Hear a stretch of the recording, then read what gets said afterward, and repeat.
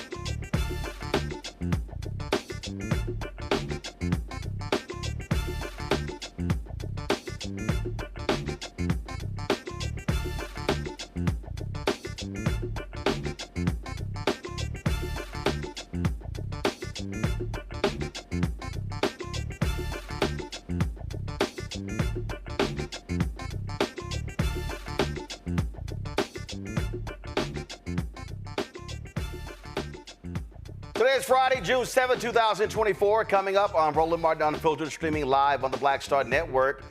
Folks, we told you yesterday about the death of Anthony Johnson Jr. in a Tarrant County, Texas jail. The medical examiner has now ruled his death a homicide. Also, the overall May unemployment rate held steady but rose among the black community. We'll talk with economist Morgan Harper about that. Supreme Court justices released their financial disclosures. Who is the one you can fly him out anywhere you want on the weekend? It's Clarence Thomas. Wait till we show you how much money he's got in gifts. Let's just say he's gotten more than all of the other justices combined over the last 20 years. Talk about being corrupt.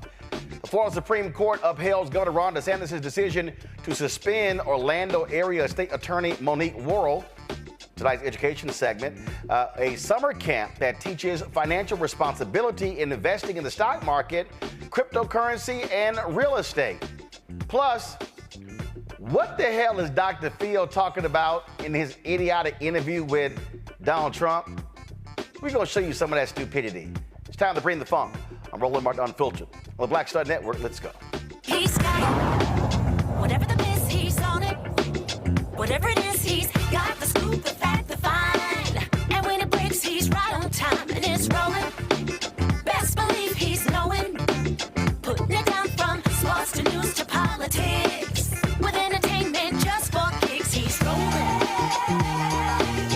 It's on go, roll, y'all. It's Roland Martin, rolling with Roland now. He's funk, he's fresh, he's real, the best, you know he's Roland Martin now.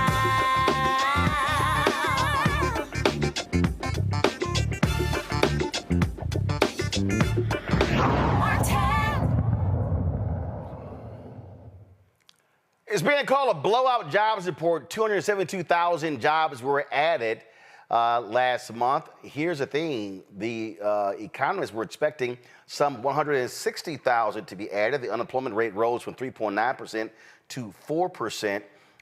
Folks, they're trying to figure out what the hell is going on now. Of course, Republicans are going crazy because they keep saying how awful the economy is, but the numbers don't add up. Morgan Harper with the American Economic Liberties Project joins us right now. Morgan, glad to have you here. I mean, again, it's really driving Republicans nuts because they have been predicting doom and gloom since the inauguration of President Biden and Kamala Harris.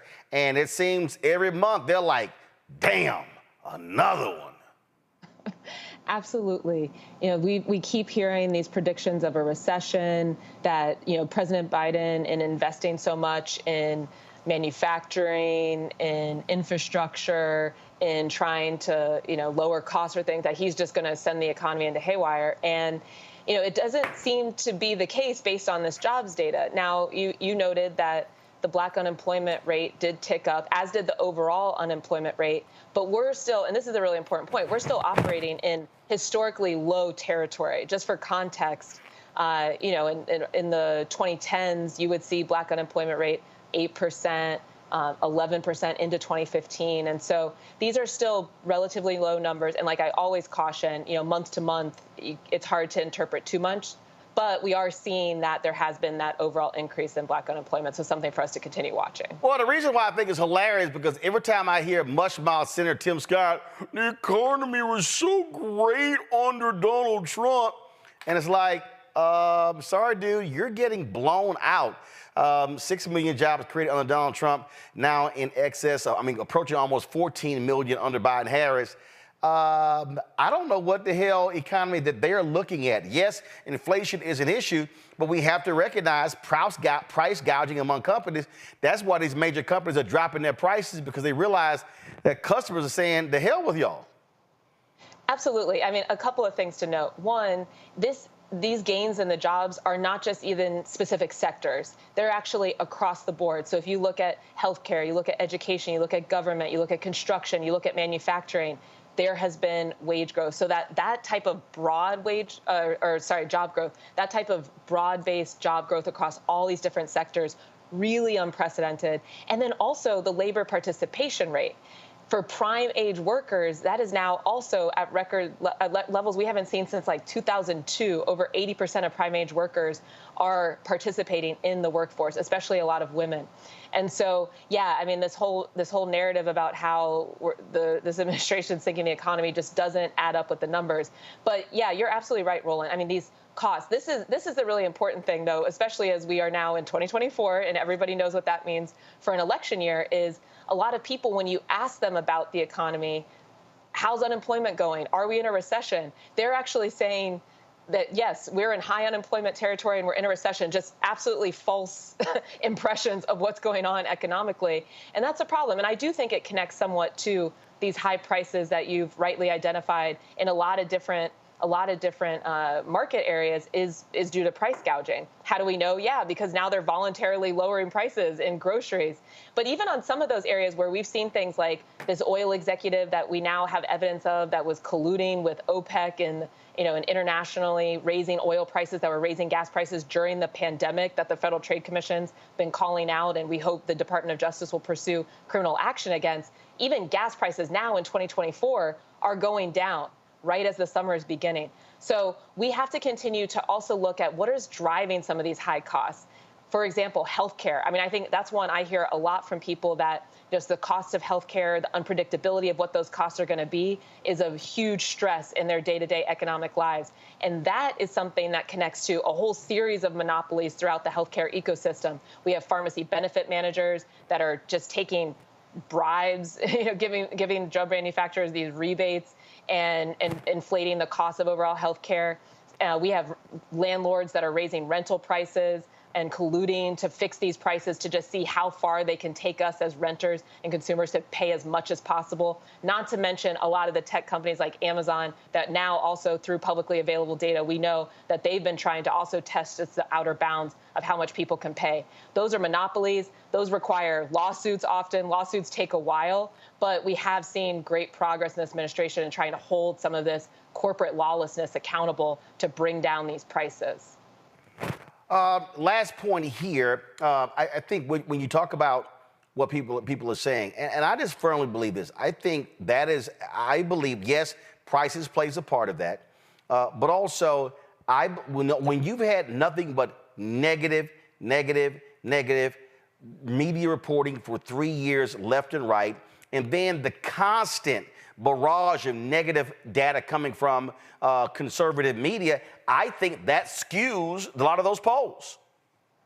Oh, absolutely. And as we know, I mean, once you get in one of these rabbit holes online because of these algorithms, which is why we need to break up big tech to get some control over the internet again. Yeah, once you get in one of these rabbit holes, then you're just going to get information that reinforces whatever perception you might have seen in that one article or that one clip you watched. And so it's true. I mean, it's really difficult, I think, to discern too much from polling. But I don't want to underestimate or somehow minimize, that things are expensive, and we got to continue to work on bringing the prices down. All right, Morgan, we really appreciate it. Thanks a lot. Great to see you. All right, thanks a bunch. All right, folks, got to go to a break. We'll be right back. Roland Martin Unfiltered on the Black Star Network.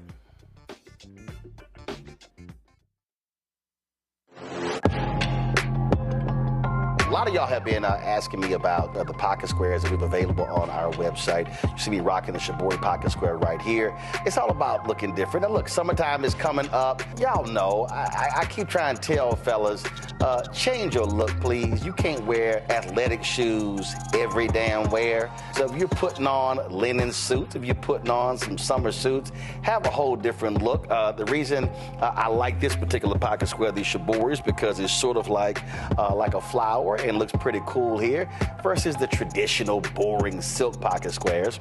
But also I like being a little different as well. So this is why we have these custom-made feather pocket squares on the website as well. My sister actually designed these after a few years ago. I was in this battle with Steve Harvey at Essence, and I saw this at a St. Jude fundraiser. I saw this feather pocket square, and I said, well, I got some ideas. So I hit her, and she sent me about 30 different ones. And so this completely changes your look. Now, some of you men out there, I had some dudes say, oh man, I can't wear that. Well, if you ain't got swagger, that's not my problem. But if you're looking for something different to spruce up your look, fellas, ladies, if y'all looking to get your man a good gift, I've run into brothers all across the country with the feather pocket squares saying, see, check mine out. And so it's always good to see them. And so this is what you do. Go to RolandSMartin.com/pocket squares. You can order Shibori pocket squares or the custom-made pocket squares. Now, for the Shiboris, we're out of a lot of the different colors, and I think we're down to about 200 or 300. So you want to get your order in as soon as you can, because here's what happened. I got these several years ago, and the Japanese company signed a deal with another company, and I bought them before they signed that deal, and so I can't get access to any more from the company in Japan that makes them. And so get yours now. So come summertime, when I see y'all at Essence, y'all could be looking fly with the Shibori pocket square or the custom-made pocket square. Again, RolandSMartin.com/pocket squares. Go there now.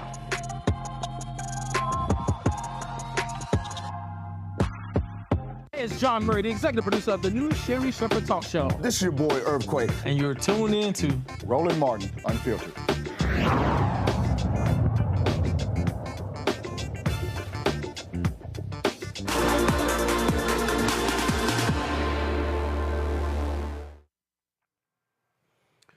Folks, this just in, the Howard University Board of Trustees has revoked the honorary degree that was given to Sean Diddy Combs a few years ago. This is a statement that was been released by the university. It says this is the statement. The Howard University Board of Trustees voted unanimously today to accept the return by Mr. Sean Combs of the honorary degree conferred upon him in 2014. The acceptance revokes all honors and privileges associated with the degree. Accordingly, the board has directed that his name be removed from all documents listing honorary degree recipients of Howard University. Mr. Combs' behavior, as captured in a recently released video, is so fundamentally incompatible with Howard University's core values and beliefs that he is deemed no longer worthy to hold the institution's highest honor. The university is unwavering in its opposition to all acts of interpersonal violence. The board has also directed the university administration to immediately take the following actions: terminate a 2016 gift agreement with Mr. Combs, disband the scholarship program in his name, return his $1 million contribution, and terminate a 2023 pledge agreement with the Sean Combs Foundation. No payments towards the $1 million pledge have been due or made by the Sean Combs Foundation as of this date. Therefore, no funds are due to be returned under the 2023 pledge agreement. It says the board and university administration has no further comment on this matter. I want to go to my panel here. Joining me right now, Matt Manning.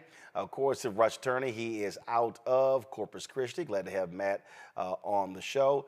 John Quill Neal with our own law firm out of Atlanta. Michael Imhotep, host of the African History Network show out of Detroit. All right, Matt, so let's go here. This is a decision by the Board of Trustees. So they're basing this based upon the video that came out.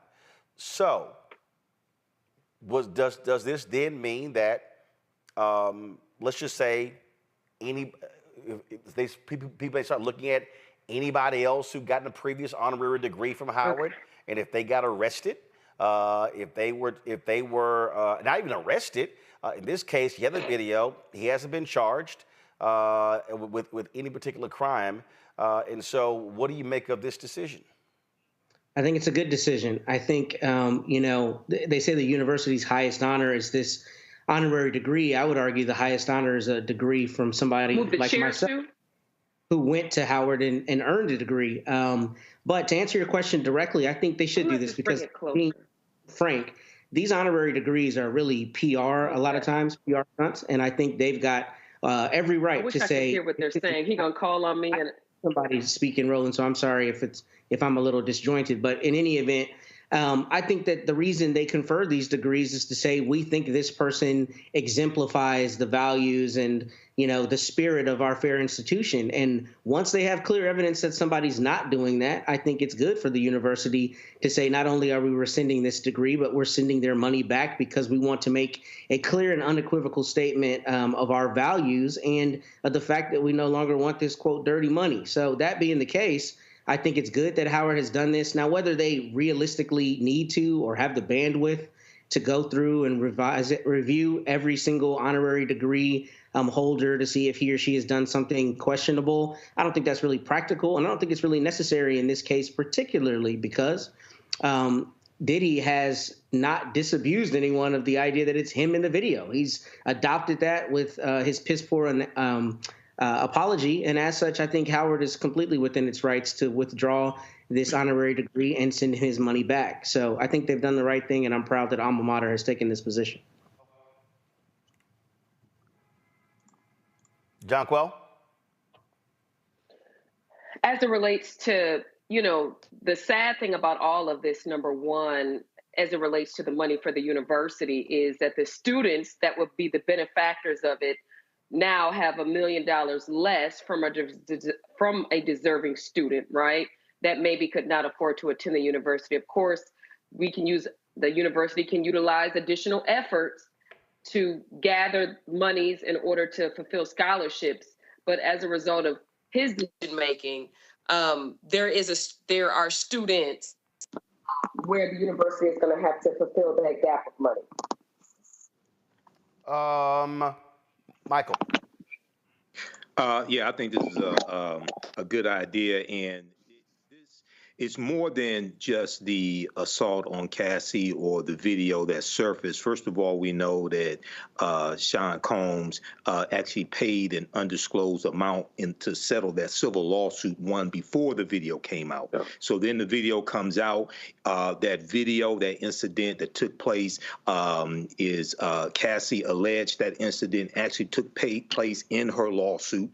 Then the video comes out. We see it. Then Sean Combs puts out a video actually apologizing for it and said he makes no excuses for it. So he admits to it happening. He didn't say it was his brother. He didn't say he was an imposter in the video. He didn't blame Cassie for what happened either. He said he was responsible for it. So, and then the other thing is, we know that he just sold his stake in Revolt TV, which he founded, and there are also several other civil lawsuits alleging sexual abuse by Sean Combs as well. So this is to be expected by Howard University, and I don't know if they're going to go through. I don't know how many other honorary degrees they've given to people who have video surfaced of them assaulting women and admitting to it, things like this, and have sexual assault lawsuits out there. I don't know, but if video surfaces, they may take those same actions as well.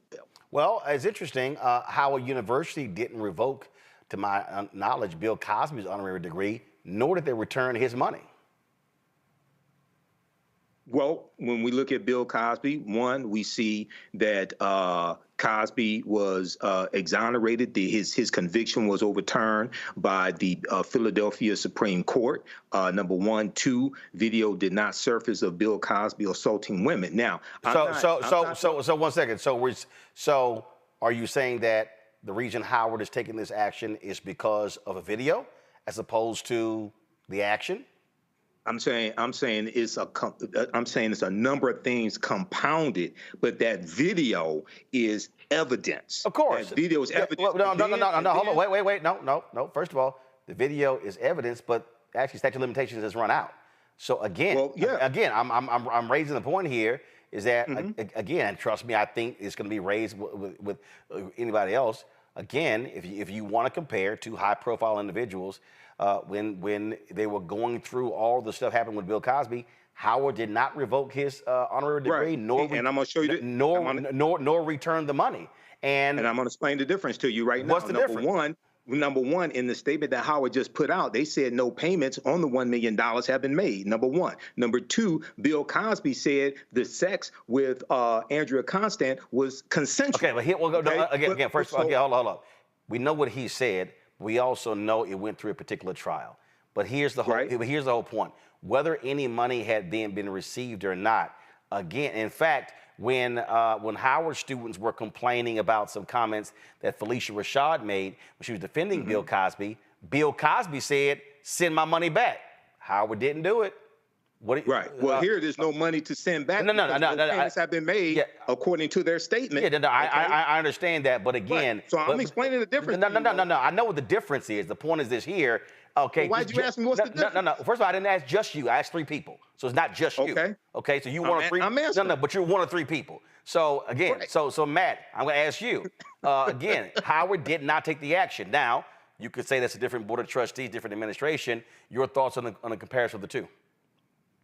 I get what Michael was getting at regarding that with Bill Cosby. At least it had played out through the courts. And as far as I know, he never publicly came out and said he was guilty or otherwise did not disavow that the event had occurred. But I'll tell you directly, you can, I think, say both things are true. You can have a criticism of Howard for not rescinding Mr. Cosby's honorary degree and say they were right in this circumstance. And as I said earlier, I don't know that they practically need to do that in every instance, but I do think that it's worthy of criticism, right? If you're saying, look, the reason you're doing it this time is because it's high profile and there's a video and it looks worse and you didn't do it before when Mr. Cosby was found guilty prior to an overturning of his conviction, I think that's a fair criticism. Despite being a son of Howard, I think you're entitled to ask that question. But do I think they need to go back through and rescind every honorary degree? No. Frankly, honorary degrees are PR moves more than anything else. So I think they're right to rescind it in this circumstance. And in the circumstances where they have not rescinded it, I think it's fair to ask them why they didn't do it in that circumstance. John. I think 2 things can be true at once. All right, John Quell. They need to rescind both of them. I mean, they need to rescind Bill Cosby's as well. Bill Cosby's conviction was overturned, and that was due to some mistakes, essentially, from the original trial. However, the amount of women that came forward for sexual abuse allegations was astronomical. And frankly, what's going on with Diddy is big news, but it was the same level of scrutiny, the same level of publicity as it was for Bill Cosby. And the level of egregiousness is the same. And so if they're going to rescind Sean Diddy Combs, they need to rescind Bill Cosby. Spelman, if I'm not mistaken, either Spelman or Morehouse, whichever one that Bill Cosby donated to the Cosby Center, I believe his name was removed from there. So yeah, that was at Spelman. His name was removed. No, name was removed, but they kept the money. Maybe Howard spent the money. Again. They never received it. Again. No, John Kell. She's talking about Bill Cosby. Bill Cosby. Again. And so there was some other people who rescinded honorary degrees, but they also kept the money. And in fact, I remember several stories where Bill and Camille Cosby were like, well, if you're going to sit here and revoke some degrees, send that damn check back. Folk didn't want to send that check back. So I'm just saying. All right, I go to a break. We come back. We're going to talk about the case out of Fort Worth. Medical examiner has ruled the death of Anthony Johnson a homicide. We'll also talk about what the hell was Dr. Phil talking about in his interview with Donald Trump. I'm like, Dr. Phil, are you paying attention to what's happening in the world? There's a lot we're going to break down, folks. You're watching Roland Martin Unfiltered on the Black Star Network. Support us in what we do. Join the Bring the Funk fan club. Send your check and money orders to P.O. Box 57196, Washington, D.C. 2003 7-0196. Cash App, $RM Unfiltered. PayPal, R Martin Unfiltered. Venmo is RM Unfiltered. Zelle, Roland at RolandSMartin.com. Roland at RolandMartinUnfiltered.com. Download the Black Star Network app, Apple phone, Android phone, Apple TV, Android TV, Roku, Amazon Fire TV, Xbox One, Samsung Smart TV. Back in a moment.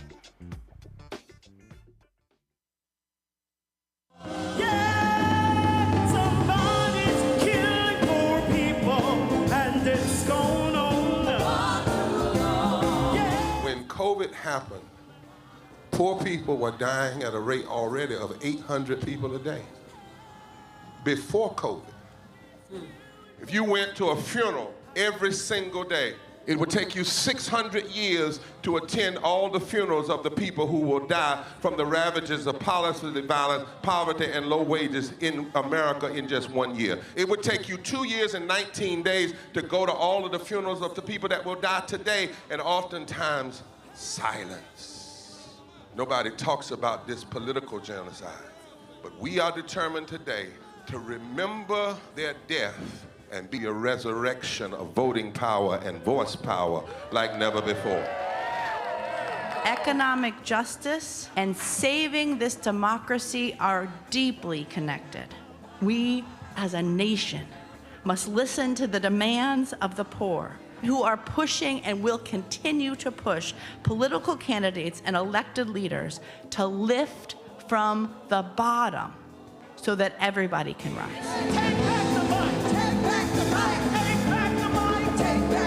We are the poor, the marginalized, and the underpaid.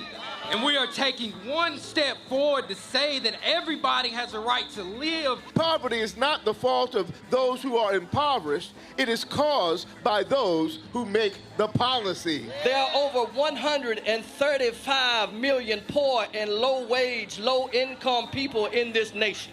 The biggest block of potential voters by far is low-income, low-wage voters.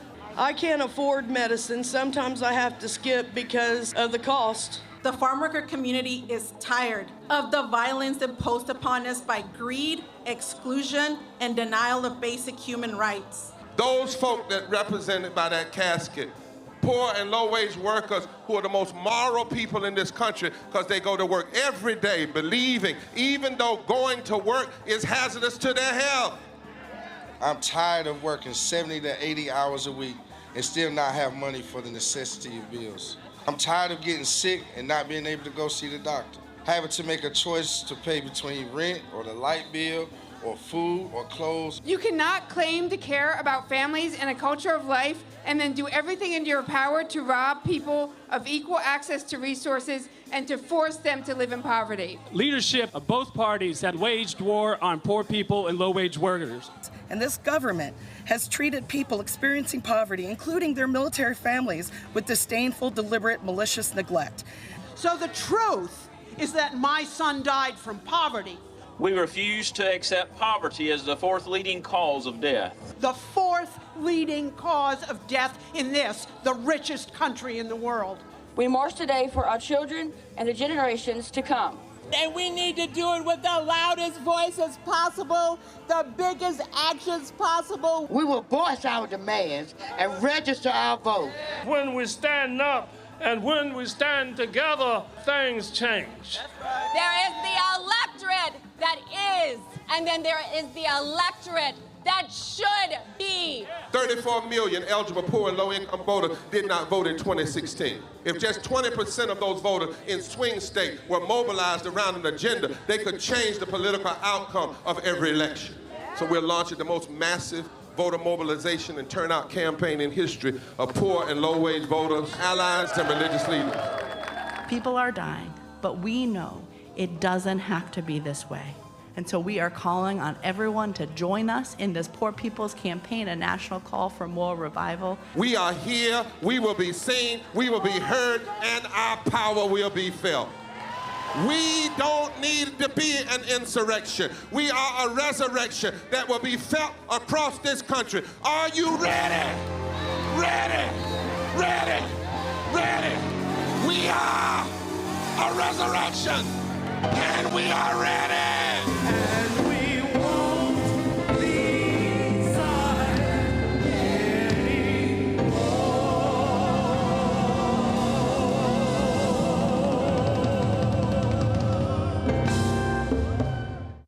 Hi, I'm Jo Marie Payton, voice of Sugar Mama on Disney's Louder and Prouder Disney Plus, and I'm with Roland Martin on Unfiltered.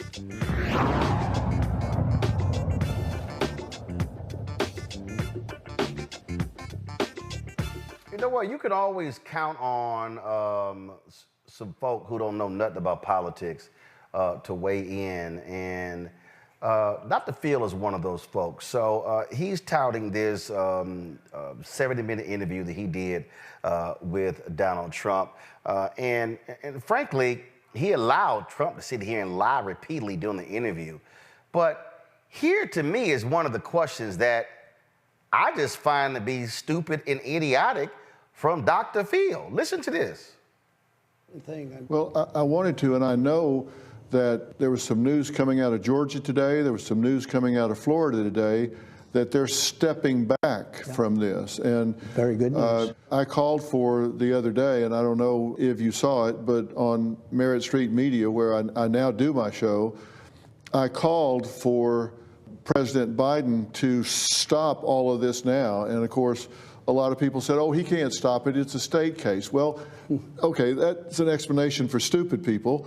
But for people that understand how this works behind the scenes and all, I say the same thing. They need to stop this. They need to stop pursuing you. Since you started your campaign in 2015 to run for office, there have been so many attempts to get you off the board even before you started your campaign. Then once you were in office, 2 impeachment opportunities, they changed the rules to try to make it high crimes and misdemeanors if there were business conflicts, and in this case, never ends. It seems to be never ending, and that is a distraction to you. And I really wonder how that affects you. What do you say to yourself about that? Because it seems to never be ending. It's a never-ending thing.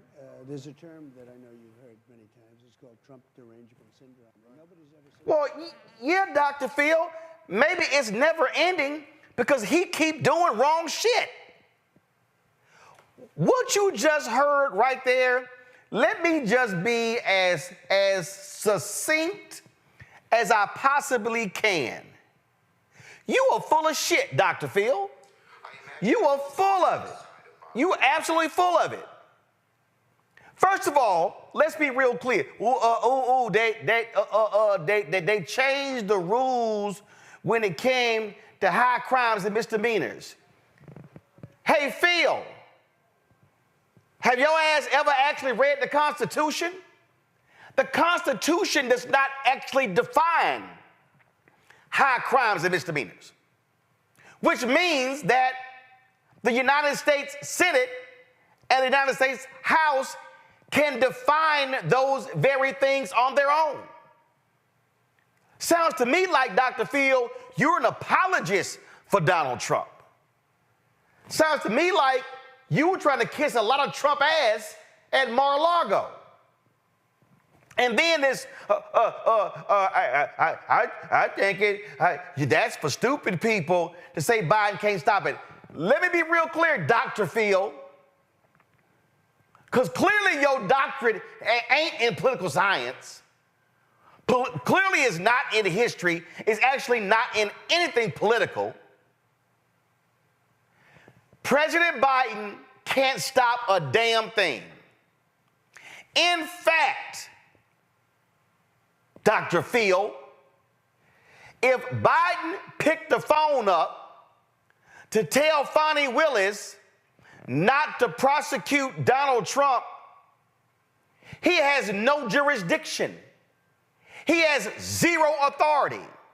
He has no authority over Fani Willis in Fulton County. He has no authority over Alvin Bragg in Manhattan.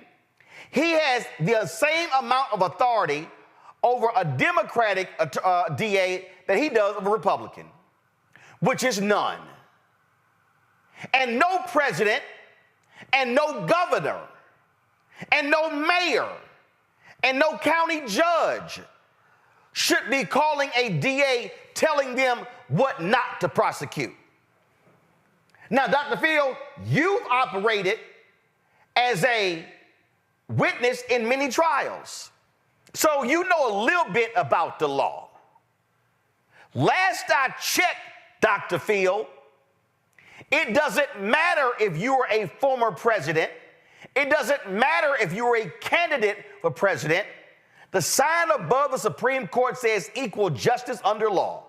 And if somebody broke the law, and if a DA took it to a grand jury and got an indictment, then they have to go through the exact same procedure as any other regular Joe or Jamal in America. But I want to know how you feel. I want to know how you feel. All the attacking, they seem like they trying to keep you off the ballot. No, Phil, seems like his ass keeps breaking the law. All you did was sit there and just kiss Donald Trump's ass for 70 minutes.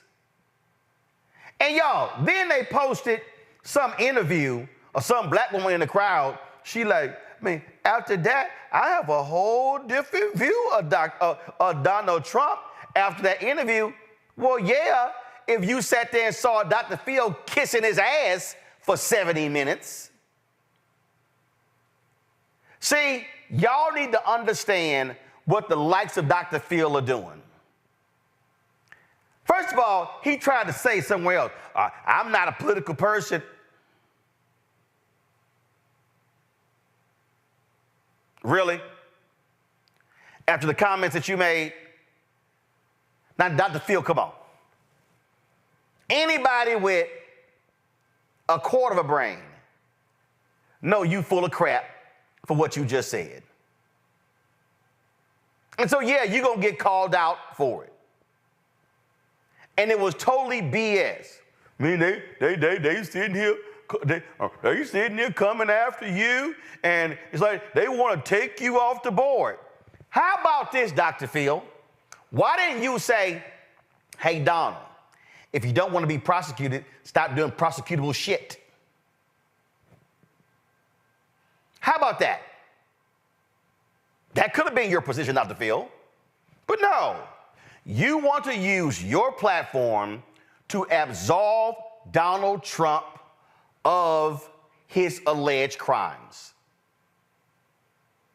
But here's the fact, Dr. Phil, as somebody who's been on the witness stand, participated in many trials, he was found liable for sexual assault in New York City. And he kept defaming E. Jean Carroll. I'm sorry, did you admonish him? Did you tell him, why won't you listen to the law? Please tell me, Dr. Phil, why didn't you tell Donald Trump to shut his mouth and stop insulting judges and violating gag orders? Oh, I'm sorry, that's right. That didn't go along with your long effort to kiss his ass for 70 minutes. You deserve to be criticized for that joke of an interview, Dr. Phil, because essentially what you did was a 70-minute campaign prop for Donald Trump. That's what we saw from you, Dr. Phil. John Quell, your thoughts? You know, with Donald Trump, although he was the president, these prosecutions, while everyone the biggest debate is about it being a party issue, right? The Democrats coming after the Republicans, or Biden coming after Trump. But what this really shows, and what's important here, is that when it comes to Donald Trump, is that no one is above the law. Even if you're the president of the United States of America, if you violate the law, if you break the law, then there are consequences to that. And you're going to be prosecuted as a result. And no one is going to drop the charges just because of who you are, what you're running for, or what your prior role was in the country. And frankly, you know, the president being the top person, the top man of the world, right? Because the United States is one of the most powerful countries in the world, right? We can't have tyranny running this country. And to Dr. Phil, that is begging President Biden to pardon him or to stop these prosecutions, is really unfortunate that he's even making these kinds of pleas to the media, to online, to everyone else, because as you previously stated, the prosecutor has the discretion. Each state prosecutor, right, can make the decision on who they're going to prosecute in their jurisdiction. And so at the end of the day, he was just found guilty of 34 counts, okay, in that felony trial. And so at the end of the day, you've committed these felonies, a jury has spoken, and you deserve the consequences, as would any other ordinary citizen in this country. Here's what sort of cracks me up here. I mean, I'm talking about if y'all want to hear something that's a joke. Wait, let me play this one right here, because I just found this one to be unbelievably laughable for somebody who supposedly is a doctor in human psychology. Supposedly. Listen. I know you got a thick skin. You're not one of those people that's afflicted with the need to be loved by strangers. I get that. I think that's true. My question is not how do you do it. My question is why do you do it? Why do you, because let's face it, I mean, you're a billionaire, you got a great family, you're a very dedicated father. People may not see this in you a lot because you keep that kind of private. But my question to you is why do you subject yourself to this? How? I know you got a thick skin.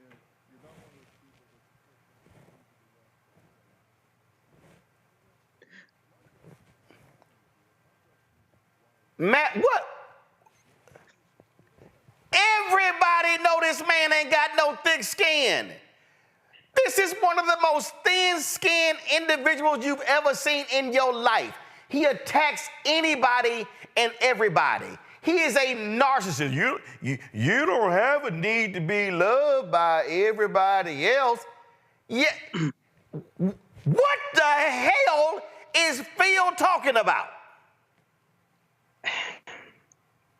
First, I want to know if Dr. Phil got a check from the campaign or from the Trump organization, because it seems pretty clear that he's pandering. And it's funny that we're having this conversation today. I was on a plane from Baltimore yesterday, and I'm reading this book, right? It's called Winning Arguments. And there's a section in here about Trump.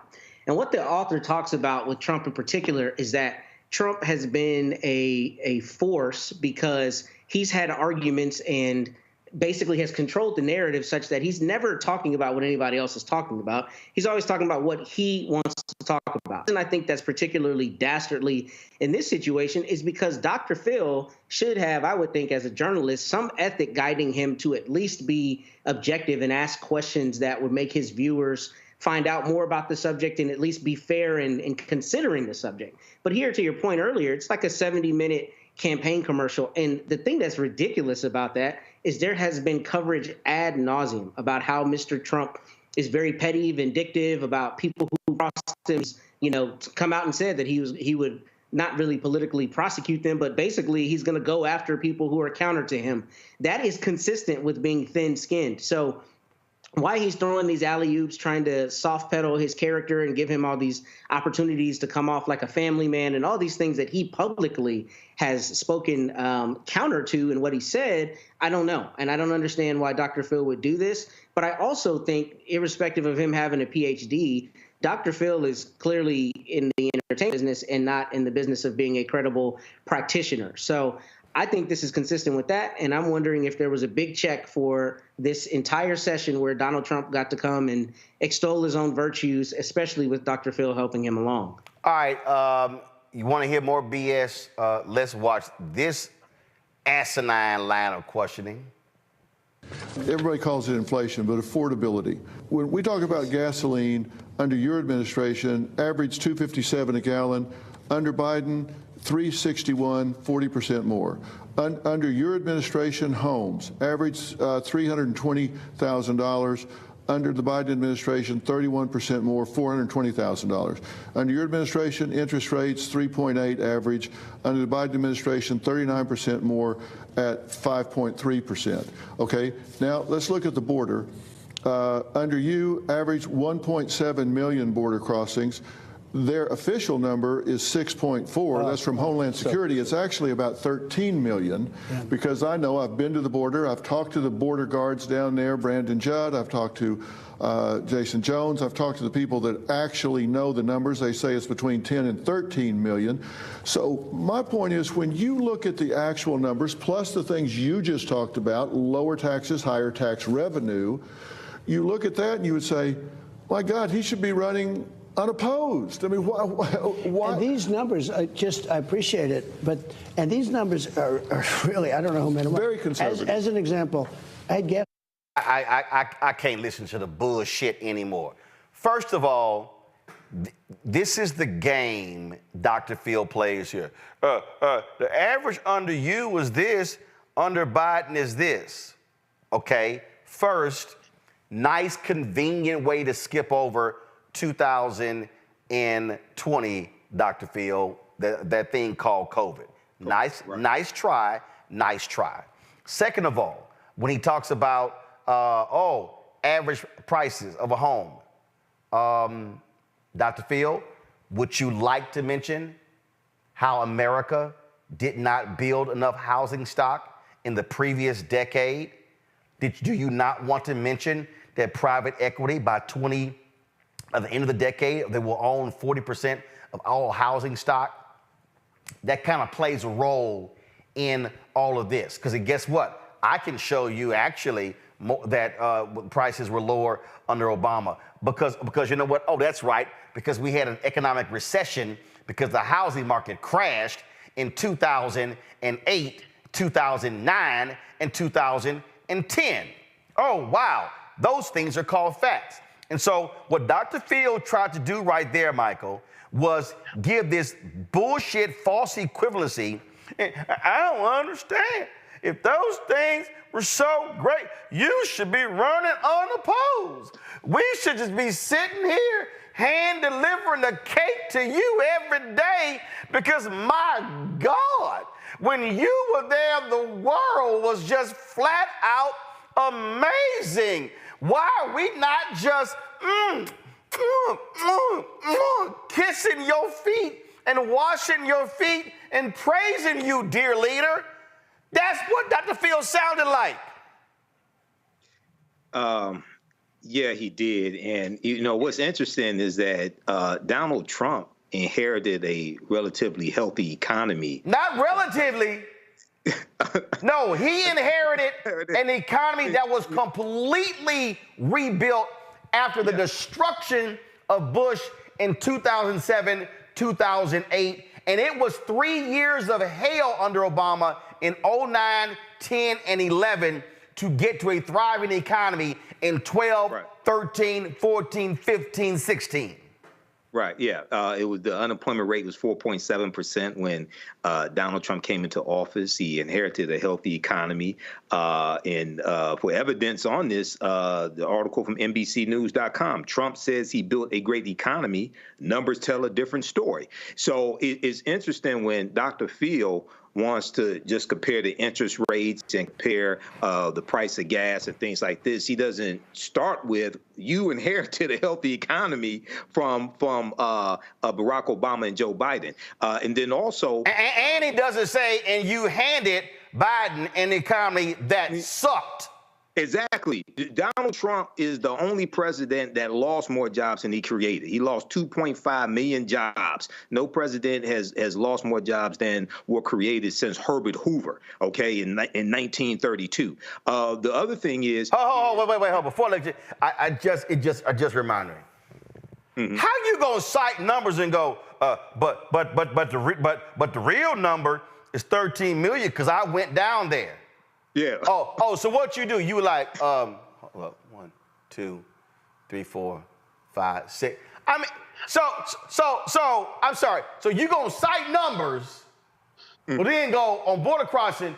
Well, they say it's 6, but it's really 13 because I went down there and I talked to the people down there counting. So, so we should believe that number and the other number. Go ahead, man. That looked more like a Fox News propaganda interview. But the other thing is that during COVID, when you had shutdowns in various states and nobody was driving, right? The price of gas plummeted because demand dropped. So it looks like he's averaging those. Hold up. Mm-hmm.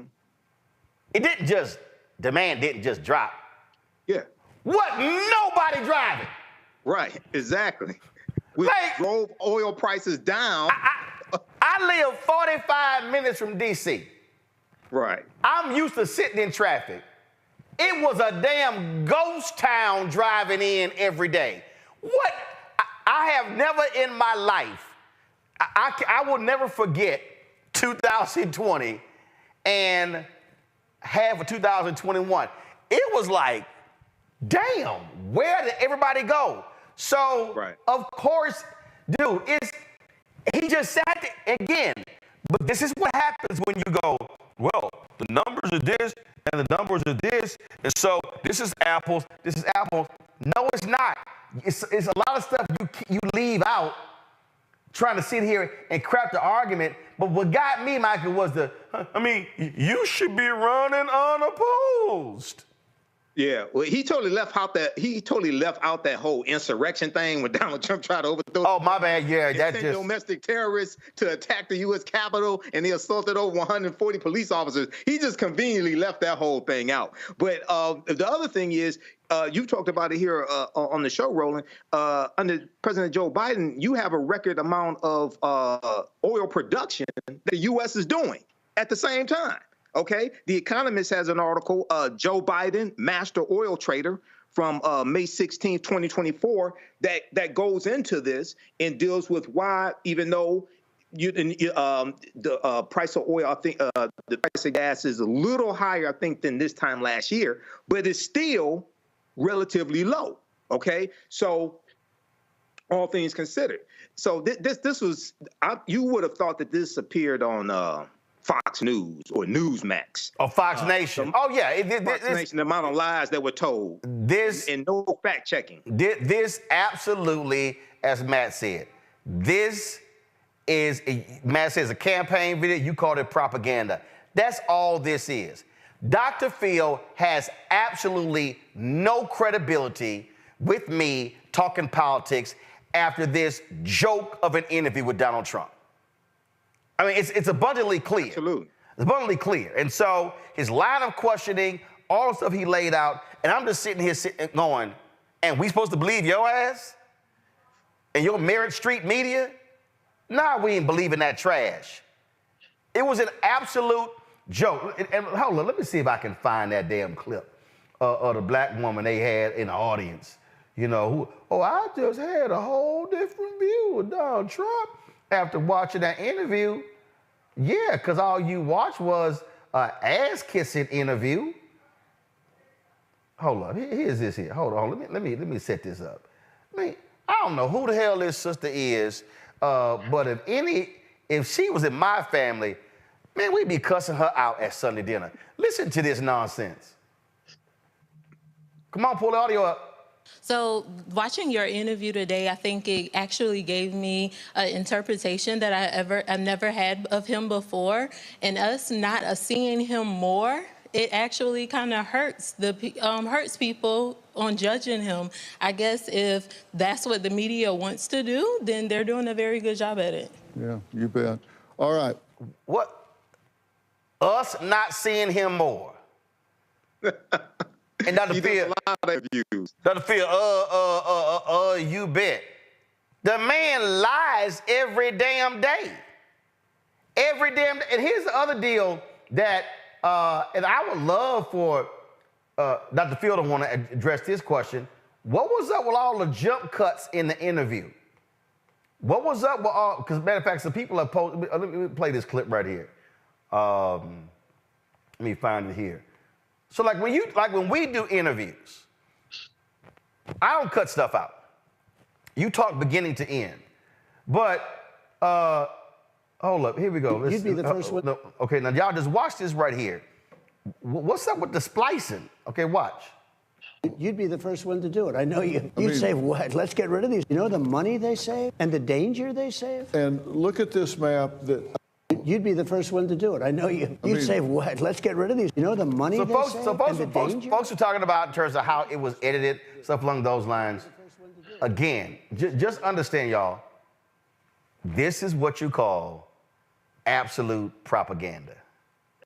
And then Dr. Phil wants to say, oh, no, I'm not picking sides. I'm not picking. He's giving all these. Oh, no, I don't do those things. No, I'm not even involved in politics. I just want the world to come together. In fact, y'all, this is literally what he said 3 days before he decided to go talk to Dear Leader. Listen to this.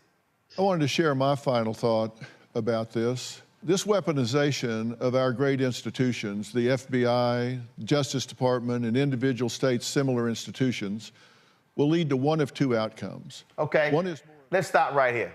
So first of all, you already are using right-wing talking points by saying it's the weaponization of the Justice Department. I'm sorry, do we want to remind Dr. Phil who tried to actually fire a number of officials? That was Trump. Who ordered, and he and several of his top lieutenants in the DOJ said, we will resign if you make this move? That was Donald Trump. This is the man. Really, Dr. Phil? Oh, the weaponization against him? Okay, a little more BS, y'all. From the other side, tit for tat. That may seem deserved, but it is not the right way forward for America. The other is what I call on you to demand from your politicians today, an end to this craziness in order to save the soul and sanity of our country. The Pope has actually given us the right approach in his new book when he says, we are all brothers and sisters, and there must be no resentment among us. For any war to truly end, forgiveness is necessary. That is true of any war, including our current cultural war. We need our Justice Department to return to the business of meting out justice and not running the political agendas of those currently in power, blindly. So the DOJ, so help me out, Dr. Phil. If the current Department of Justice was doing Biden's bidding, why is his son on trial? Right. I mean, if they would do my bidding, I'd be like, y'all ain't prosecuting my son. Oh, remember when Biden said, remember when Phil said that Joe Biden could pick the phone up and end these trials?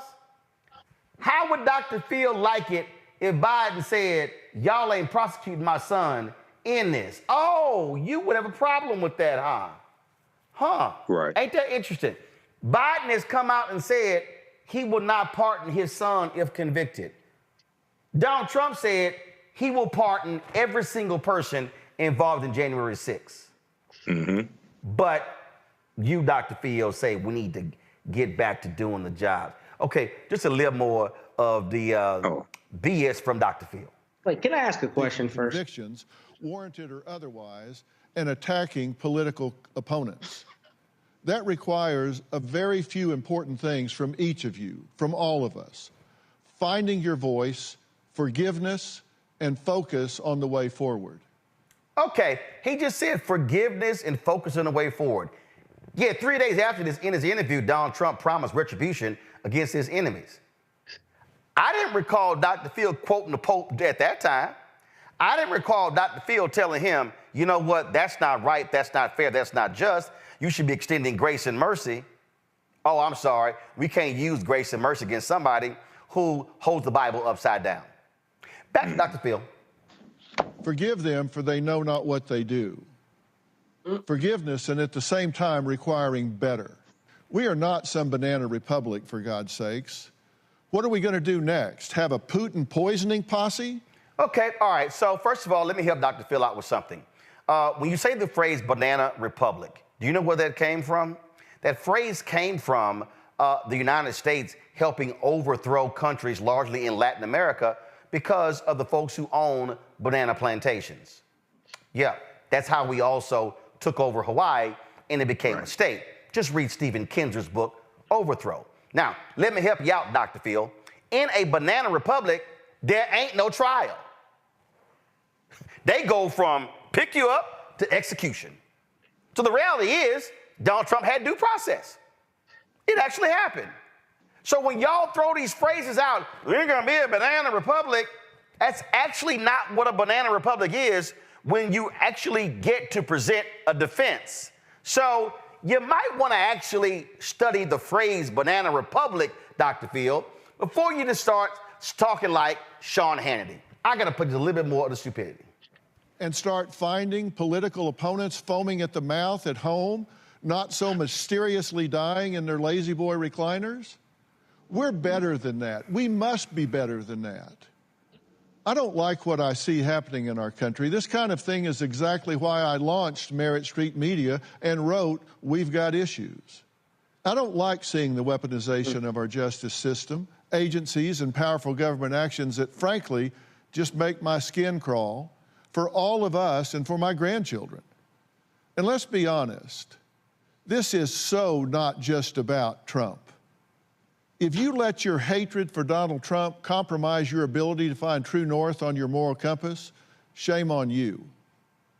If you let your disgust for Biden make you blind to the inevitable consequences of pursuing revenge, then God help the children who will inherit the dystopian nightmare we create.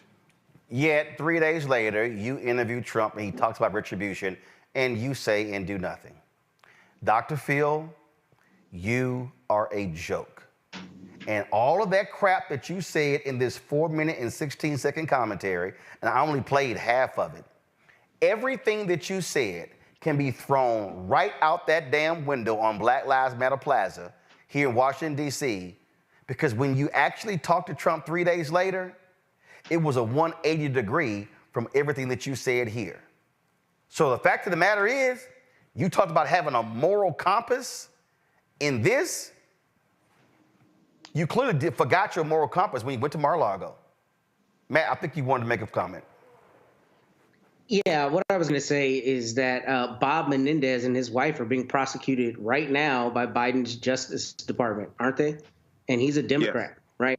And what we see that the goalpost always moves. We know, especially with Trump, it's about, his talking points and advancing his message. But all I was going to add to it is, one, there's great irony with it being called Merit Street, and then obviously having a non-meritorious a conversation with Mr. Trump. But the bigger part of that is the thing I thought was really insidious about this is the way Donald Trump continues to other black people, referring to the blacks should give him 100% of his vote.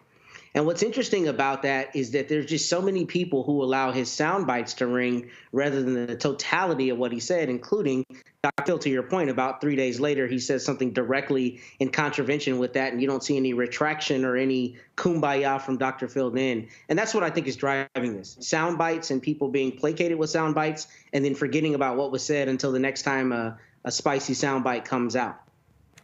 Folks, if y'all want, y'all can watch that 71-minute interview with Dr. Phil.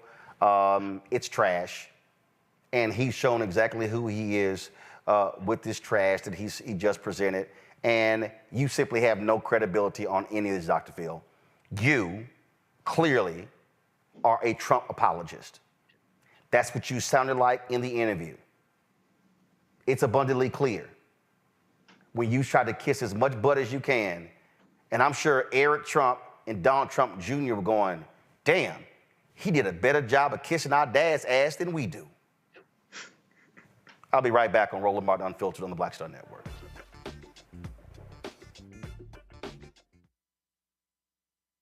Now streaming on the Black Star Network. If you look at all of the best mans, the movies, and then, of course, series on Peacock, why do you think it resonated so well? Well, I think it's a reflection of us. I think it's a reflection of authentic black people, the way they see themselves. And in some instances, aspirationally so.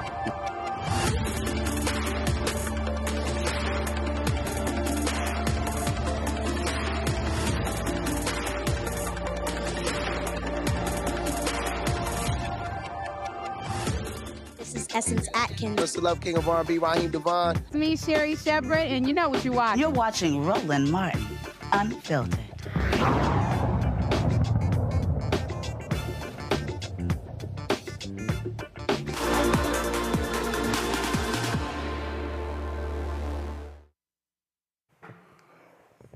Folks, the breaking news out of Tarrant County, Texas. The medical examiner there has ruled that the death of Anthony Johnson Jr. has been ruled a homicide as a result of asphyxiation. Now, we talked yesterday with his parents. He spent 8 hours in the Tarrant County jail before he was, frankly, assaulted by jail guards there. Now, this decision comes in, this ruling comes in. This here is some of the surveillance video here. You've heard the sheriff offer excuses. 66 people, let me say it again, 66 people have died in the Tarrant County jail in the past 7 years. 66 people. And we showed you the family members as they appeared at County Commissioner's Court, demanding action. And now we have, today, this decision from the medical examiner saying this was a homicide.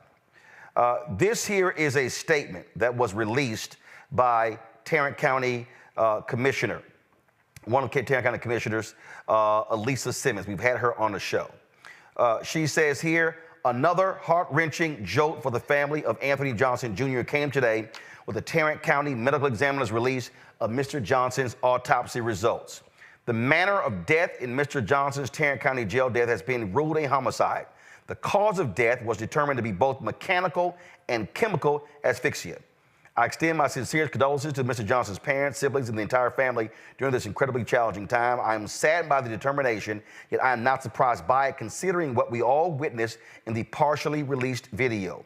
Each and every individual who had a role in causing Mr. Johnson's death should be held accountable for their actions or inaction. The accountability I am calling for includes the filing of applicable charges for all involved, to include detention officers, supervisors, and medical personnel. The shocking tactics displayed in the limited video that was released make clear that Sheriff Bill Wayborn is ultimately responsible for this tragedy. I repeat my call for the sheriff to release all remaining video footage that captured the excessive force death of Mr. Johnson to Commissioner's Court members, followed by release to the public. As county executives, the first question we must ask and answer is, could this have been avoided? I look forward to next week when I have my initial meeting with the United States Department of Justice. I'm committed to supporting efforts to ensure the Sheriff's Office is seeking and implementing best practices. Until such time, I believe the Tarrant County Jail could benefit by a review by the U.S. Justice Department. Darrell Washington is the family attorney. Darrell joins us right now. Look, we had y'all on just 24 hours ago, and now we have this determination from the medical examiner. What was the response of Anthony's family? It was shocking, Roland, and I would say shocking because, you know, we all have seen throughout the country, whenever you have these type of deaths, typically a medical examiner would come back with a ruling that is not consistent with the evidence that's been viewed by the family. But the family knew all along, just looking at that partial video, that what happened to their son was murder. So I will tell you, when we gave them the news, it was like them receiving that very first call when they learned that Anthony was dead. So it's been a very difficult day for the family. And again, you're going to have the sheriff now you got to deal with a medical examiner. Hey, not elected. It's all about the science. Now they have to now deal with this being a homicide. Medical examiner didn't say accidental overdose, didn't say, oh, you know, something else. No, they ruled homicide. That's called murder. It's clear, Rolling. And let me just point out something to you. And it's, you know, all the things that happened is not pointed out to the public yet. But these jailers actually use pepper spray. And a couple of inmates actually came and gave statements that these jailers took the pepper spray and sprayed it directly into his mouth. That's the manner in which they treated him. Wow. So this is why a lot of this video has not been released. And when you see this video, as we said all along, people are going to be totally outraged. And this is the reason why they don't want this video to be released, because we know, Roland, and we've seen it all across the country. If there's video footage that shows what law enforcement officials are doing is proper, that video is released immediately without any hesitation. But whenever there's any type of video footage that shows what they did was wrong, then they want to hide behind an investigation. But this video has not been shown for much too long, and it is time for the public to see what's been going on in Tarrant County Jail. And listen, what's going on in Tarrant Jail is happening in the state of Georgia, it's happening in Florida, it's happening all throughout the country. And now we're going to see what Mr. Johnson has been saying all along. We don't want the death of Anthony to be in vain. You heard the commissioner say she's meeting with the Department of Justice. I mean, look, this is one of those cases where the DOJ should be swooping in. Frankly, the FBI should be coming in, confiscating documents in the sheriff's office and at the Tarrant County Jail. It's no question, Roland. I know they watch your show. I know people are familiar with what you broadcast out to the public. And when you hear that there's been 66 deaths since 2017, when there have been 6 deaths in 2024 alone, I don't know how much more it takes. We know that this is a problem. And again, as we said yesterday, we're talking about the Tarrant County Jail. We're not talking about a prison facility. So many of the individuals who are there have not even had a day in court. They are innocent individuals. And if the Tarrant County Jail is going to accept people in, then they have a responsibility and an obligation to make sure that they are taken care of. First of all, he should not be dead. He had a schizophrenic episode, jailed on April 21st. This young man should be alive. He served this nation in the Marines. He should have been treated far better, not just because he was in the Marines, because again, he's a human being, and what they did here was shameful and despicable. It's now being ruled a homicide, and now let's see if the Tarrant County District Attorney is going to be as aggressive prosecuting these jailers as he has been in prosecuting Crystal Mason for voting, and her ballot was never even counted. Yeah, and you're absolutely right, Roland. And we've had a number of meetings with them, and I feel very confident now, Roland, to be able to say to know that there are going to be some individuals who are going to be arrested for the death of Mr. Anthony Johnson. The question now is how many individuals are going to be arrested. So I feel confident about that because, you know, when you have events like this, we say it all along, video footage, that is your independent witness. You're not having to take my word for it. You're not having to take nobody else's word. You have that independent witness. So they have no choice in this situation right now. We are going to hold them accountable. I feel confident right now that they are going to go forward. And I do believe, Roland, next week, as early as next week, at least 2 individuals should be arrested for the death of Mr. Johnson. We certainly hope so. Daryl, we really appreciate it, man. Thanks a lot. All right. Thank you, Roland. Going to a break. We'll be right back. Roland Martin Unfiltered on the Black Star Network. When you talk about blackness and what happens in black culture, we're about covering these things that matter to us, speaking to our issues and concerns. This is a genuine people-powered movement. There's a lot of stuff that we're not getting. You get it, and you spread the word. We wish to plead our own cause. Too long have others spoken for us. We cannot tell our own story if we can't pay for it. This is about covering us. Invest in black-owned media. Your dollars matter. We don't have to keep asking them to cover our stuff. So please support us in what we do, folks. We want to hit 2,000 people, $50 this month, raise $100,000. We're behind 100,000, so we want to hit that. Y'all money makes this possible. Checks and money orders go to P.O. Box 57196, Washington, D.C. 20037-0196. The Cash App is $RM Unfiltered. PayPal is R Martin Unfiltered. Venmo is RM Unfiltered. Zelle is RolandS.Martin.com. What's up, y'all? This is Wendell Haskins, a.k.a. Win Hogan at the original T-Golf Classic. And you know I watch Roland Martin Unfiltered.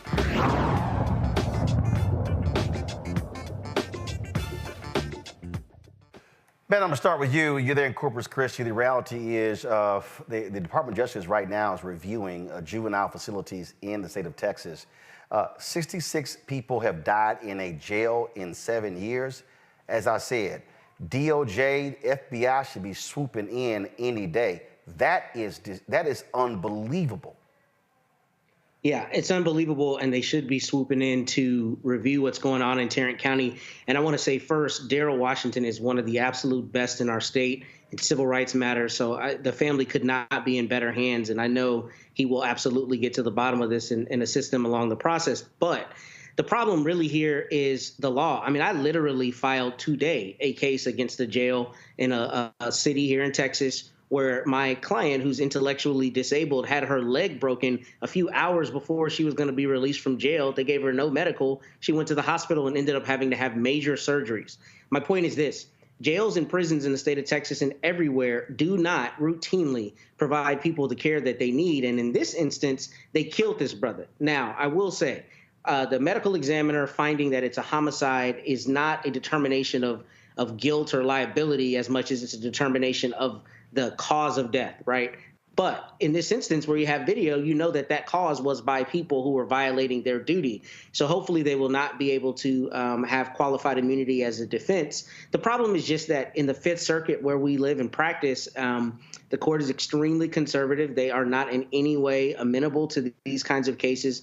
And the legal hurdles are difficult, despite the moral reality being it's clear that this family should be compensated and we should not be having this conversation. That jail has a serious problem, and a lot of jails around this state have a serious problem because people die in droves. In fact, the Texas Observer did an article a few years ago where they chronicled all of the deaths in Texas jails, and one of my cases was a part of that story. I'm still litigating that case. And I was baffled, despite having multiple cases like this, at the extraordinary number of people who die in jails and in prisons. And this, to me, ends up needing to be a legislative issue, because what happens is families have to climb the same Mount Everest to hold somebody accountable, no matter how clear the evidence is.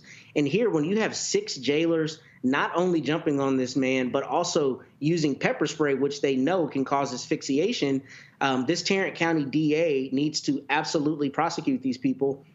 And frankly, if he doesn't bring prosecutions, I think DOJ needs to look into his office, because we've talked a lot about how his office is pursuing an asinine case against Crystal Mason, despite her being absolved by the higher courts. But here you have a dog pile, and you have a gentleman who lost his life during a mental health episode, and that's the corollary to this. These jails and prisons have woefully inadequate resources as it relates to mental health, and people who are in jails and prisons routinely die because of adverse responses to mental health situations. So we are in a crisis point in this country, and here in the state of Texas in particular. And the fact that 66 people have died in 7 years, and this commissioner is still issuing PR to this extent is a travesty. I hope this family finds justice, despite how difficult the legal hurdles will be. Michael, not a single word from Texas Governor Greg Abbott or Lieutenant Governor Dan Patrick. These right-wingers won't say anything, probably because Tarrant County is the last large county in Texas that Republicans still control. Yeah, they probably won't say anything about this. And we know Greg Abbott also gave a pardon to the man that killed a Black Lives Matter activist as well. So, yeah, this is a tragedy here. And I really want to hear what is the jail's excuse for the death. And we know that 2 of the officers at the jail were fired but then reinstated. As well behind this, reinstated by Tarrant County Sheriff Bill Wayburn. And I want to get more. I've read a couple of articles on this, but I want to get more reasoning behind why they've been reinstated. They're on paid administrative leave right now. So yeah, this is extremely troubling. I agree. The Department of Justice, if they're not already investigating this, they definitely need to investigate this, as well as the 66 deaths since 2017, because that's just that's just unacceptable with that. And yes, there's lacking when it comes to mental health in prisons, but also in county jails, as well as lacking when it comes to medical services also. So this is something that we definitely have to address. John Quayle, this DOJ has been very aggressive in investigating prisons, jails, putting wardens and corrections officers in prison, far more than under Donald Trump, even more than under President Barack Obama. Again, this is a situation where they need to move expeditiously against what's happening there. 66 dead in 7 years, that is an absolute outrage. It is an absolute outrage, and just to keep it real here with everybody, a lot of our jails in the United States are not properly maintained. Specifically here in Atlanta, Georgia, in the Fulton County Jail, at least seven people have already died this year due to overcrowding, due to the conditions. When we're talking about mental health and not having the proper facilities, we're in a mental health crisis just generally. I mean, there really isn't, anywhere for anyone with mental health issues to go. When I was a former prosecutor, just like education, mental health is directly tied to crime. And a lot of defendants coming through the criminal justice system had mental health issues. However, there really wasn't anywhere to send them. You know, there was a mental health court, but they're outside of holding them for 48 hours or 72 hours. We are in a real crisis as it relates to facilities and treatment for those suffering from mental health issues, period, and specifically in the criminal justice system. And frankly, you know, just as Attorney Washington stated earlier during the course of his interview, is that the jail houses people that are awaiting trial, right? So they're presumed innocent. And so you have these defendants who are here that have not been convicted, but they're dying. And this crisis is so major to the point where, you know, I'm glad that the Justice Department is being more active now than what it has in past years. And could it be that the number of deaths are increasing over the years? I'm not sure if it has to do with administration or the level of deaths or the egregiousness of the state of what our jails, our city jails, look like at this time. But one of the biggest takeaways from this for me is that, number one, we have got to do something about the overcrowding of the jails, the training of these officers, the mental health evaluations, psych evaluations that some of these detention officers need to be subjected to before they're released with dealing with these types of issues. And we need to keep suing them. We need to keep filing those 1983 claims and keep suing them for millions of dollars and holding them accountable, and they need to be prosecuted.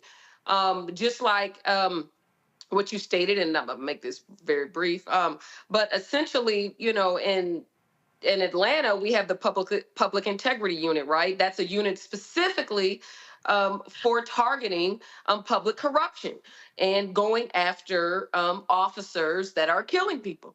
Or using excessive force. And I'm sure that Texas, and I'll defer to my Texas colleague here about whether or not that a specific office exists in Texas. But I'm sure in addition to the DOJ, there should be an investigation at the state level as well. Absolutely. All right, folks, we will continue following this story. All right, got to go to break. We'll be back. Roland Martin Unfiltered on the Black Star Network. Next on the Black Table, a man Cornel West calls the greatest Democratic theorist of his generation. Adolph Reed joins us to talk about his eventful life and his book, The South, Jim Crow and Its Afterlives. Somewhere between an electoral sweep or an out-and-out coup or putsch, I think the danger is quite real. Join us for the Black Table, only on the Black Star Network. Fanbase is pioneering a new era of social media for the creator economy. This next generation social media app with over 600,000 users is raising $17 million, and now is your chance to invest. For details on how to invest, visit startengine.com/fanbase or scan the QR code. Another way we're giving you the freedom to be you without limits. I'm Marissa Mitchell, a news anchor at Fox 5 DC. Hey, what's up? It's Tammy Roman, and you are watching Roland Martin Unfiltered.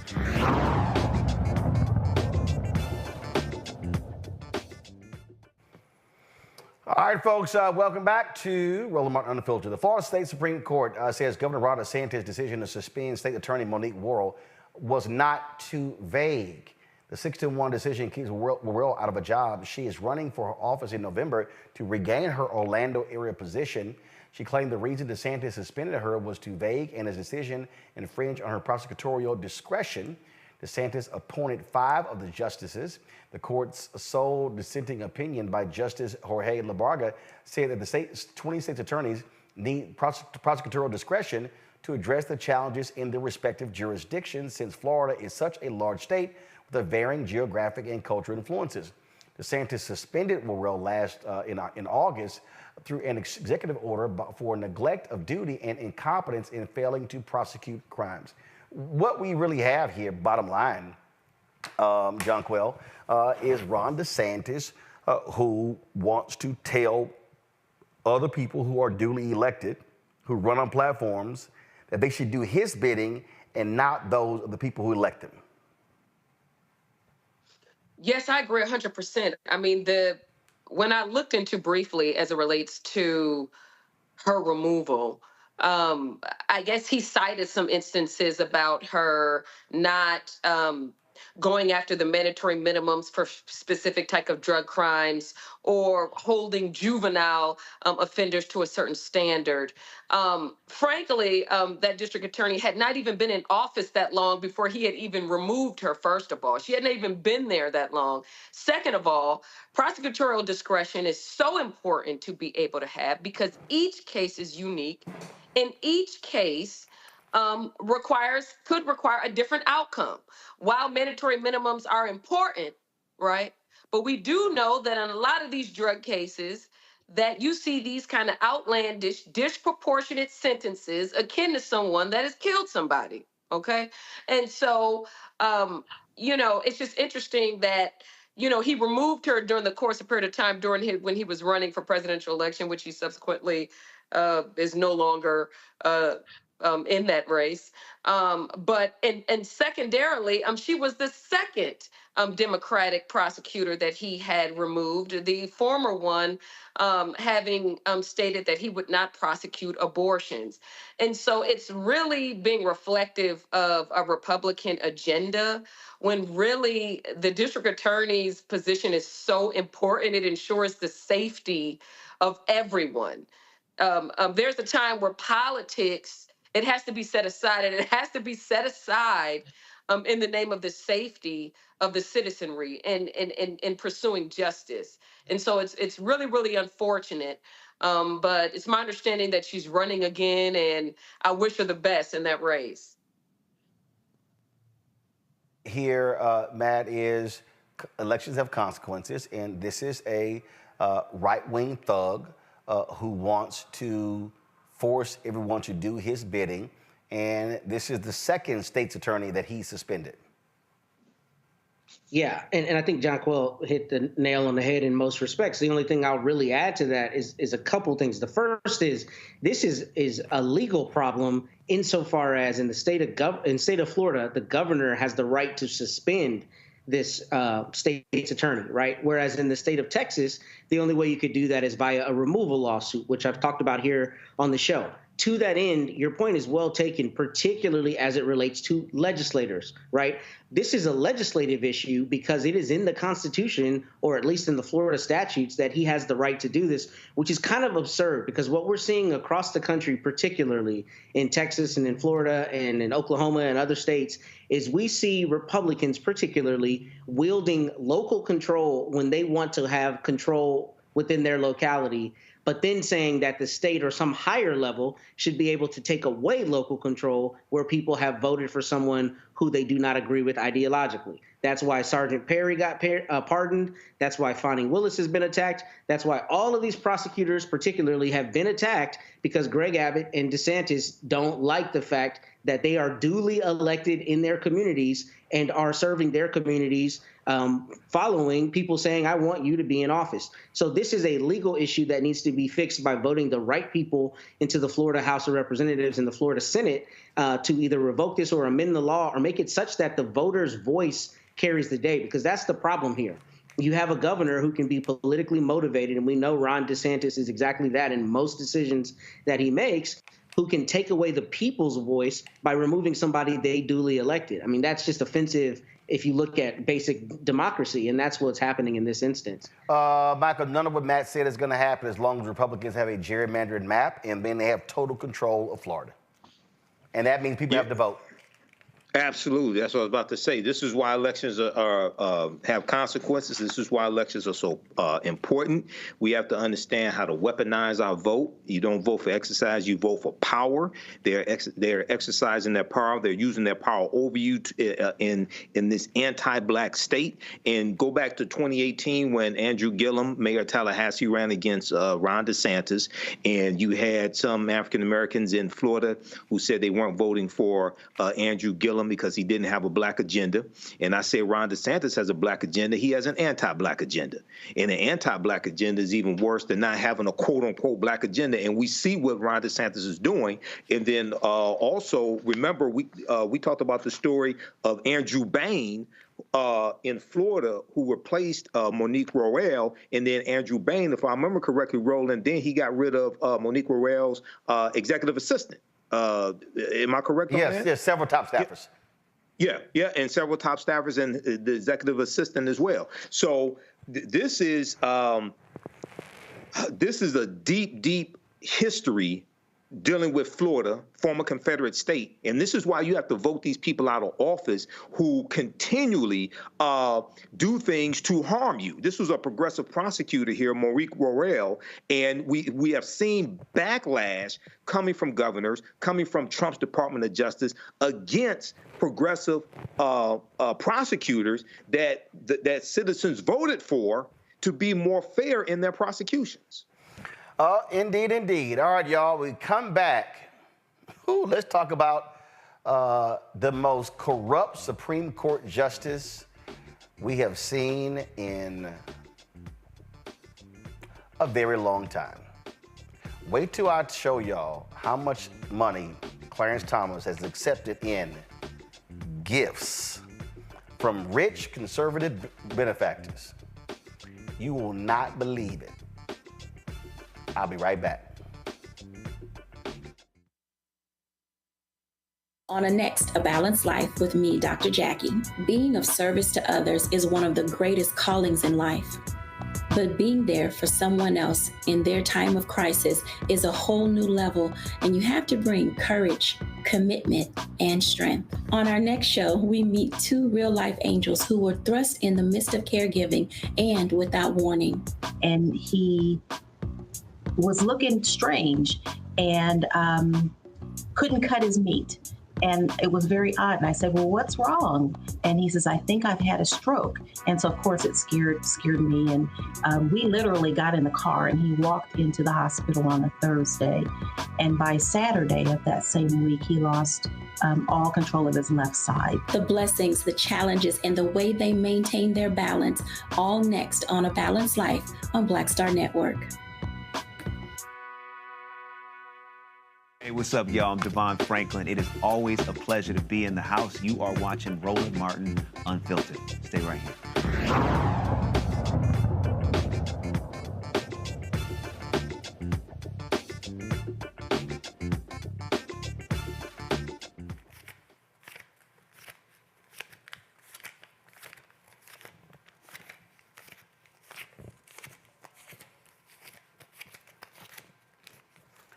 Trying to see how much money I have on hand that could buy Clarence Thomas. If y'all want to know how much it costs to rent a Negro, Clarence has made it perfectly clear. There's a group, y'all, out there that actually looked at the campaign disclosure forms, and they broke all of this stuff down, and it's called Fix the Court. And so what's interesting about this, and when I say y'all, they broke it down, check this out. They compiled all of the gifts, some 672 gifts given to Supreme Court justices over the last 20 years. Anthony, go to my iPad. A total of 672 gifts totaling $6.5 million. Y'all see that first column? That's Clarence Thomas. Clarence Thomas has accepted 4 million of the 6.5 million. Y'all, look at the other justices. Scalia, Alito, Stevens, Ginsburg, Roberts, Kennedy, O'Connor, Sotomayor, Breyer, Rehnquist, Jackson, Gorsuch, Kagan, Barrett, Souter, Kavanaugh. Clarence Thomas has accepted more money than all of them combined. Combined. He's taken double what everybody else has gotten. This man, can we just say, Clarence Thomas, hello, rent a Negro. Rent a justice. I need everybody to understand. This man right here is bought and paid for. Bought and paid for. He actually wants us to believe that, he's impartial to decisions when he is accepting free gifts and travel. Then after they dropped the report, my bad. I read the language wrong. I didn't realize I was supposed to cite some of the stuff my wife was given. My bad. Yes, sorry about that. Then he updated his form today, acknowledging more trips that the billionaire Harlan Crow has given him. This is a tweet right here. He took some trips in 2019.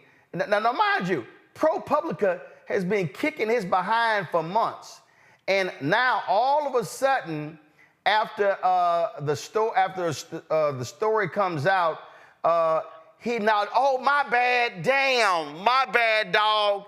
There was some trips in 2019 when Harlan Crow flew me out.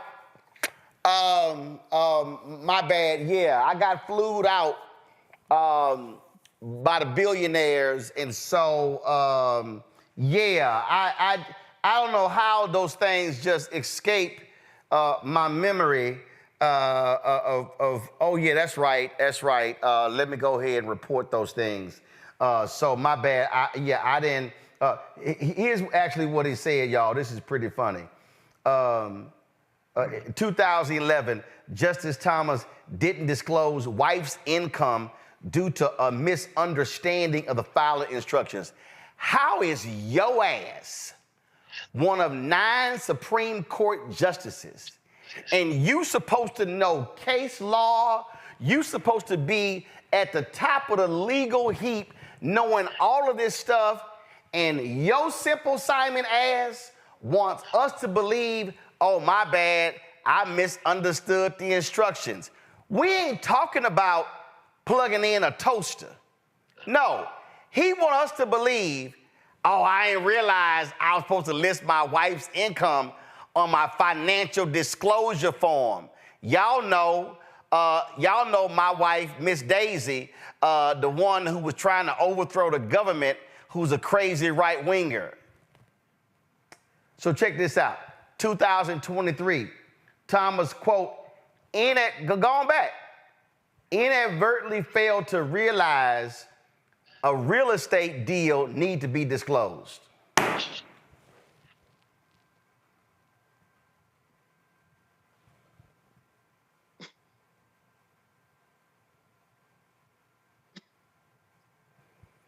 It's called a financial disclosure form. Then, my bad, today, he inadvertently omitted the free luxury trips.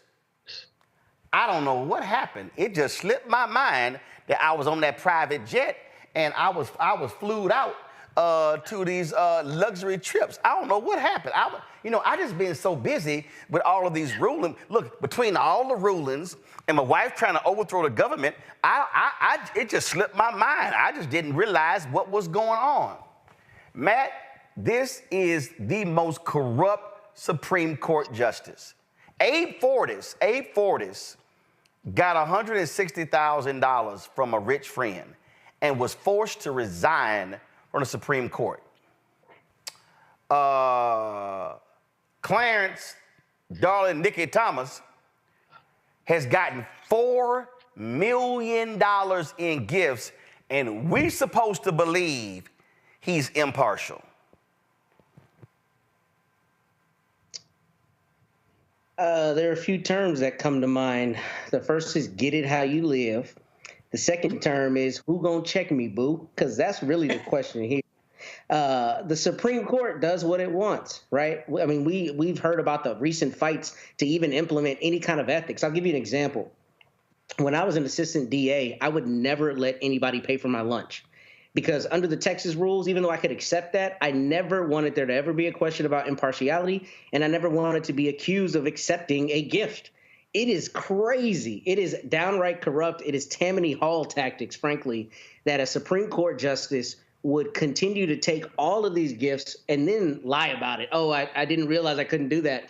Inadvertently failed to realize. I'm glad you made the point you did earlier, because they go through the minutia of arcane legal arguments, novel arguments. Now, I don't like his positions on most things, right? But he finds a way to reason through some very difficult legal reasoning, but somehow cannot declare everything that he knows he's gotten as a gift. And really getting down to it, what's so heinous about this is that this is about as emblematic as it gets about how the other half lives and about how the justice system is a farce in a lot of respects. The people at the top of the heap making the decisions that control every court in the United States of America are accepting money under the table, essentially, from people who appear in front of them, which immediately calls into question any of their rulings, right? Because that's the whole thing you hear. John Quayle can speak to this. We talk about it in the law a lot, quote, the air of impropriety. Well, this stinks of impropriety. If I appear in front of you and I've paid for something that you have not declared, and ultimately I've given you that gift and you rule in my favor, then the question is, did you really reason in the way you thought was appropriate, or did you reason to hook the homies up? This is really telling of a huge institutional issue. And I mean, in reading and preparing for the segment, I saw that Justice Jackson and others have received Beyonce tickets and other kinds of things. And look, you know, I like the idea that ideologically we know where she lies, but none of them should accept gifts. Right. Because their rulings are immediately called into question. Right. And those rulings have an immediate effect on our lives. Like when I walk out here today out of my office and I get pulled over by an officer, he or she is going to be bound by Supreme Court precedent. The idea that that precedent can be bought or sold by the highest bidder calls everything into question. And it's just heinous that it's continuing to happen and that he's continuing to be dishonest about it with the I didn't know I needed to disclose that.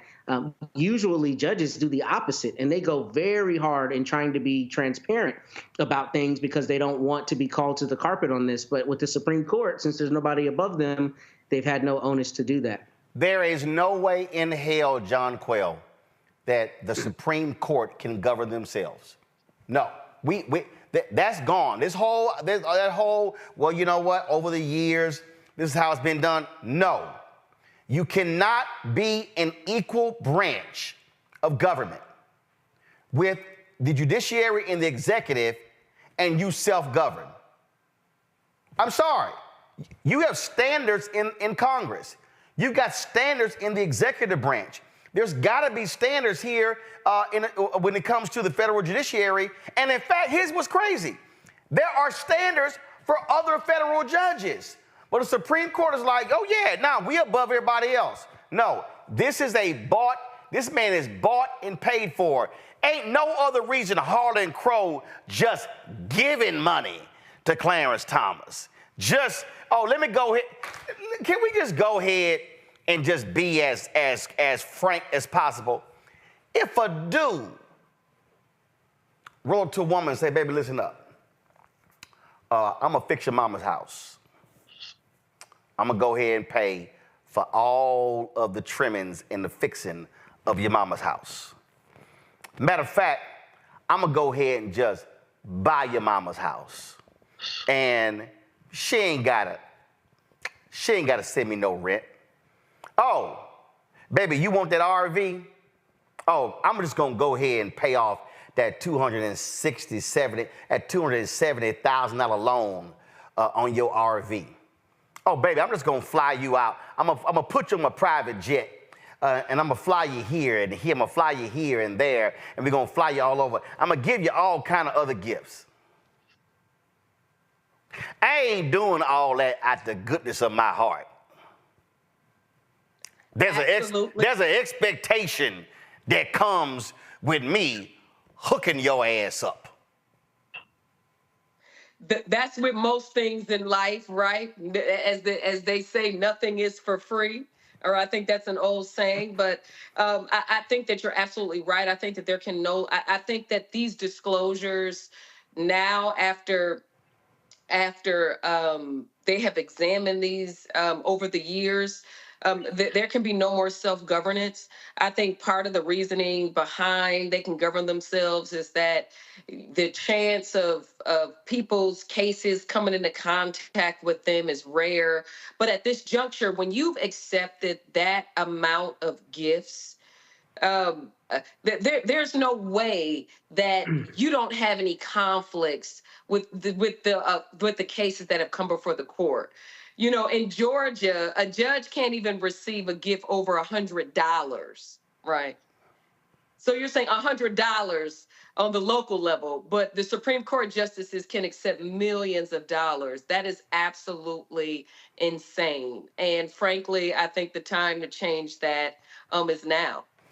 He is listen, Michael, let's just go ahead and straight. This right here is these billionaires to Clarence Thomas. They like, we gonna make, like Clarence, we gonna make it rain, Clarence. They specking that ass. We gonna make it rain. Let's just call it what it is. He is bought and paid for. Absolutely. And he's doing the legal lap dance for Harlan Crow and these billionaires. Let's just call this thing what it is. Absolutely. And ruling in cases against African Americans as well. But you take this a step further, Clarence Thomas could have been nullified if more people in 2016 had voted for Hillary Clinton, because Donald Trump got 3 Supreme Court justices. And let's take another step further. These were ultra-conservative Supreme Court justices that Donald Trump got confirmed. They were given to him that came from lists from the Heritage Foundation and the Federalist Society, as well as the 226 federal judges that Donald Trump got confirmed as well. So people, a lot of times, we don't connect the dots in how we got here, right? If Hillary Clinton had become president, she would have gotten 3 Supreme Court justices, so it would be 5-4. Liberal Supreme Court as opposed to 6-3 conservative Supreme Court. And the Supreme Court justices and federal judges are one of the lasting effects of a presidency. Clarence Thomas was nominated. Clarence Thomas was appointed by. But listen, I get all of that. I get all that history. Forget all that history. This man is making legal decisions that has a direct impact on the billionaires who's giving him free trips. Period. Yeah. That's what's happening right now.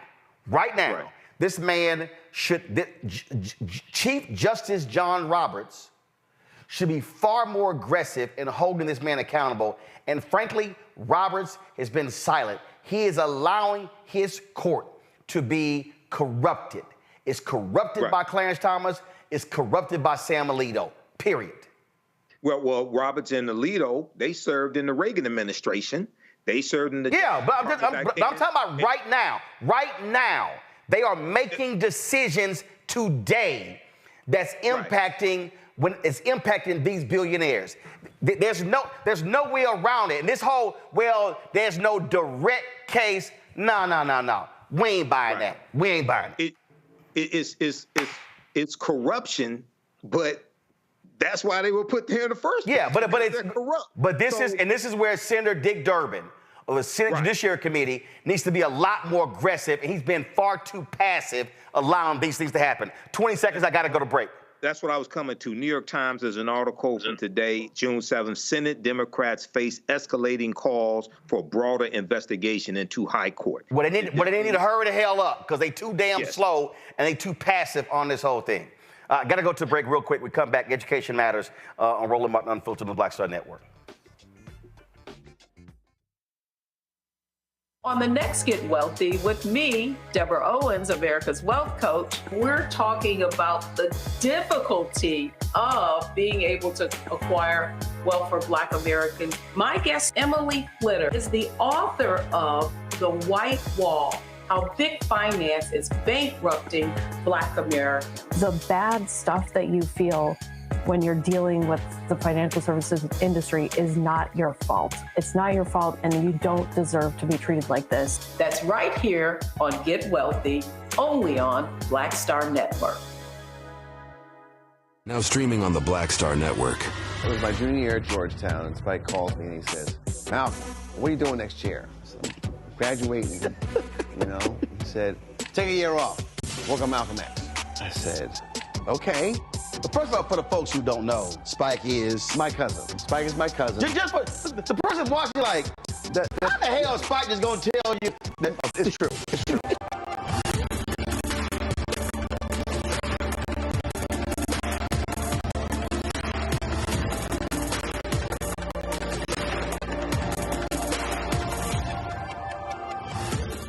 What's up? It's Sammy Roman. Hey, it's John Murray, the executive producer of the new Sherry Shepherd Talk Show. It's me, Sherry Shepherd, and you know what you're watching, Roland Martin Unfiltered.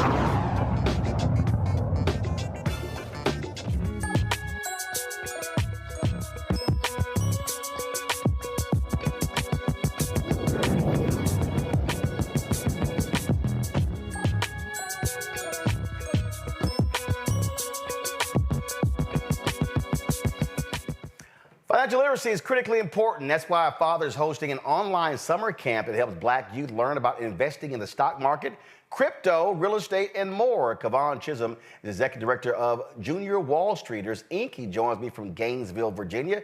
Kavon, glad to have you here. And so what kicked this idea off? Thank you for having me. This is our 5th year in a row of doing this. So we started just because we wanted to have a positive impact on our community. And it starts, I believe that it starts with being financially educated. So we're happy to offer the 3 different types of camps, and all of these camps are in line with our mission of trying to address the racial wealth gap that we are experiencing here in the United States. Was there anything in particular that caused you to say, you know what, we got to get this thing started now? So my full-time job, I'm an attorney, and I wanted to do something that I was passionate about, and it just I wanted to just start to share some of the knowledge that I had, and at the time my son was 11 years old, so but what kicked it off is that I was I still am a part of an investment club, a family investment club. We've been in existence for 21 years, and I wanted to share that knowledge about with others, the benefits and the success story that we've had by investing together as a family. But we ran into a roadblock because not many adults were interested in learning more about stocks. Some of them were afraid of the stock market, and some of them have had bad experiences. So we had to pivot. We still have that investment club component in existence, but we had to pivot, and we started Junior Wall Streeters, which is a nonprofit which focuses on primarily educating youth. We do adults too, but our summer camps that we offer, after school programs, primarily focuses on educating youth from 12 to 21 years old. From the panel, let's see here. Jonquil, you first. Well, first, I just want to say this is such an amazing program that you've created just because that's such a deep need in our community. So thank you so much for this program. One of the things, I saw that it was a virtual program. One, are you still accepting applicants for this summer? And 2, how are you able to keep, since it is virtual, how are you guys able to keep the kids engaged? Yeah, we're still accepting applications, and so we play a lot of games. We do a lot of games too, and the games are to keep the kids engaged and also to make sure that they're learning the material. So, and kids like the competition aspect. And we also have the kids involved in clubs. So, and like we break the kids up towards the end of the camp after we teach them about the stock market. We have them in clubs, and they compete against each other to determine whose portfolio is doing better, the best. So we work really hard. I have a full-time financial literacy a teacher that teaches financial literacy full-time, Michelle Gosley. So she's pretty aggressive with making sure that the kids learn and using different techniques. So we do, by the way, this is our first year. We will be offering a camp in person in Maryland. We've joined another nonprofit, Faith Over Fear Empowerment Group in Maryland, and they're located in Salisbury, Maryland. And there we will have in August, in the month of August, we will have a financial literacy and investing camp in conjunction with the Salvation Army there. Michael. All right. Hey, this is great. And, I've taught entrepreneurship for years as well. You talked about in the piece from blacknews.com, you talked about community wealth building through investment clubs and how this is one of the things that you teach, community wealth building. Can you talk about the difference between community wealth building as opposed to some other programs dealing with investments that focus on individual wealth building? And once people build the wealth, how do you instruct them, or what are suggestions you give to them for the betterment of the community with the wealth?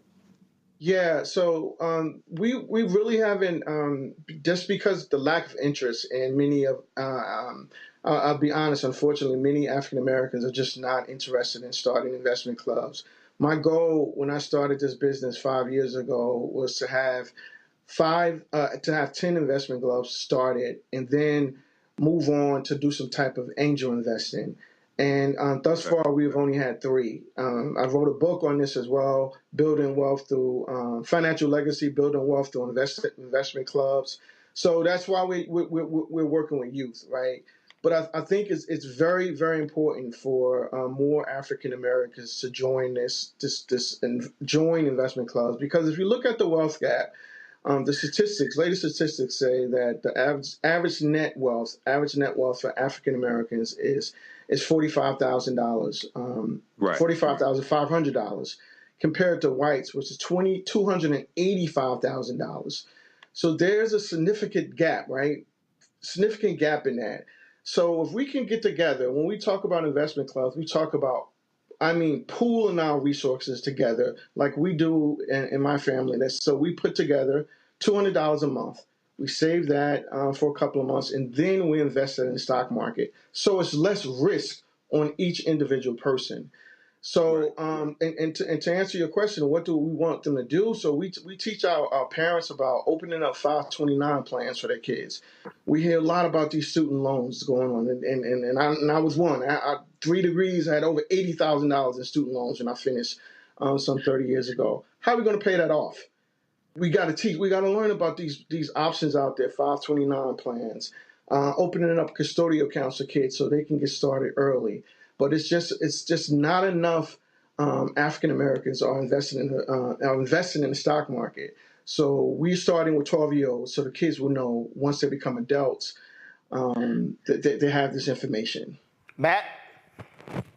Yeah, I really want to laud you for this program. This is extraordinary because there are a lot of Black professionals and a lot of people who just are afraid of the market and feel like they don't want to put it in there. So I think it's so good to get in front of that with kids. But the question I actually wanted to ask is there a component about practical life skills as it relates to finances? And I ask because I think a lot of our people struggle sometimes from understanding the full impact of interest rates. When you go buy a car, what the impact is on the interest rate as opposed to your monthly payment, that kind of thing, right? So is there a component that discusses practical life skills as it relates to finance? Because that obviously has a big bearing on their lives as well.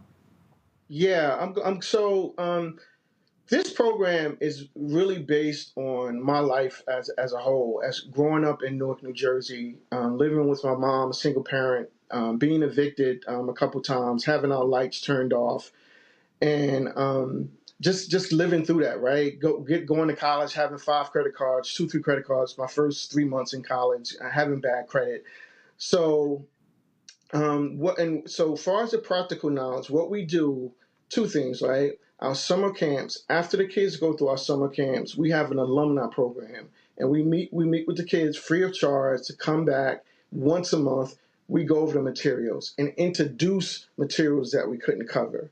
And one of the new things that we're offering this year, in 2 weeks actually, my wife is a social worker, so I kind of convinced her to go get a financial literacy certification. I didn't even know they had this degree out there. But now we're going to be offering workshops for parents, encouraging parents to come to the workshops so they can learn how to talk to their kids about money. Because I'm thinking about my life, my experience, right? What if my mom would have sat down with me and said, you know what, Kevon, we're going to get evicted because I couldn't pay the bills, whatever the reasons were. What my understanding of money now, or as I was going through this process, would be better now, right? So we're trying all different avenues and trying to be applicable as possible. And I use my real life experience. Like every November, my credit card company, my credit union, when we teach up kids about credit unions, because not enough of us have credit union accounts, which we know most of the time when you buy a car, you can get the lowest credit rating from a credit union, right? Interest rate. So I get this offer from my credit union every year. Do not pay your car bill in December. No, free. And I presented that to the kids. Is this a good offer? And believe it or not, some of the kids thought it was a good offer. But then we taught them, no, that's not a good offer because they're still charging me interest rates. So we definitely do try to make sure they understand why this knowledge that they're obtaining needs to be reinforced and used as often as possible.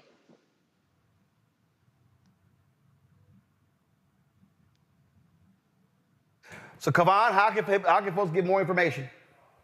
More information, go to our website, www.junior.wallstreeters.org. And we do have limited amount of scholarships for campers. I just want to encourage you, our application is right on the website. If you do get awarded a scholarship, please attend the camp for the full 2 weeks.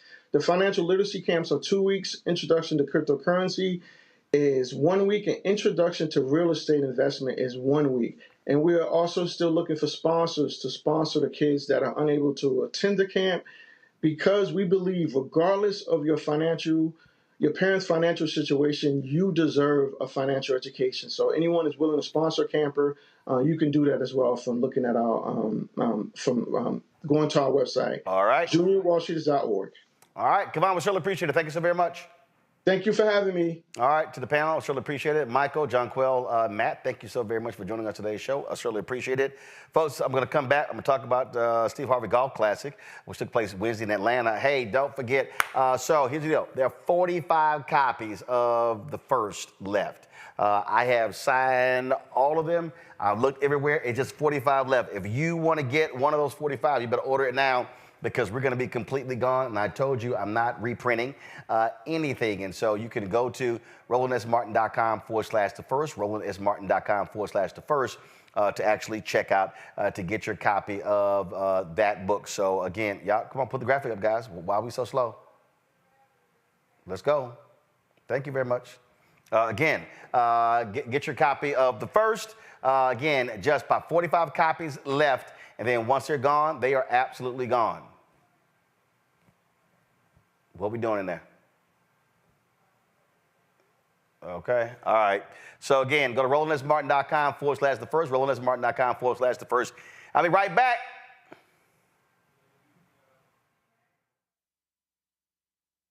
When you talk about blackness and what happens in black culture, We're about covering these things that matter to us, speaking to our issues and concerns. This is a genuine people-powered movement. There's a lot of stuff that we're not getting. You get it, and you spread the word. We wish to plead our own cause. Too long have others spoken for us. We cannot tell our own story if we can't pay for it. This is about covering us. Invest in Black-owned media. Your dollars matter. We don't have to keep asking them to cover our stuff. So please support us in what we do, folks. We want to hit 2,000 people, $50 this month, raise $100,000. We're behind 100,000, so we want to hit that. Y'all money makes this possible. Checks and money orders go to P.O. Box 57196, Washington, D.C. 20037-0196. The Cash App is $RM Unfiltered. PayPal is R Martin Unfiltered. Venmo is RM Unfiltered. Zelle is Roland@RolandSMartin.com. Farquhar, executive producer of Proud Family. Bruce Smith, creator and executive producer of The Proud Family, Louder and Prouder. And you're watching Roland Martin Unfiltered.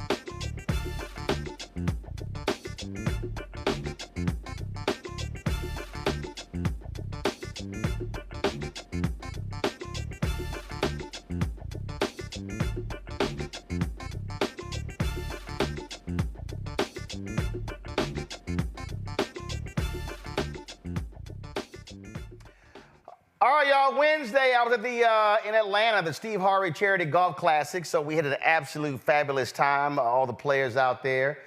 It was, of course, raising money for the boys and girls camps that Steve Harvey puts on here in the United States. And so I had some time out there. Steve was out there. This is them, of course, as on the final hole before walking off. And so check this out.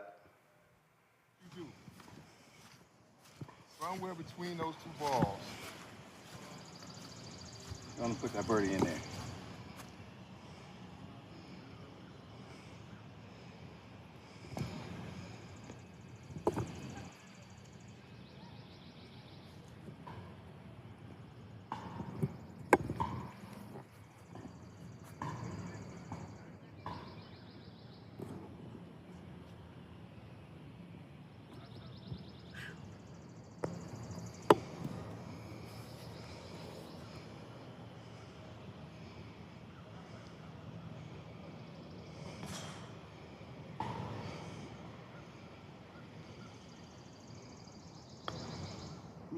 Come on, get there, get there.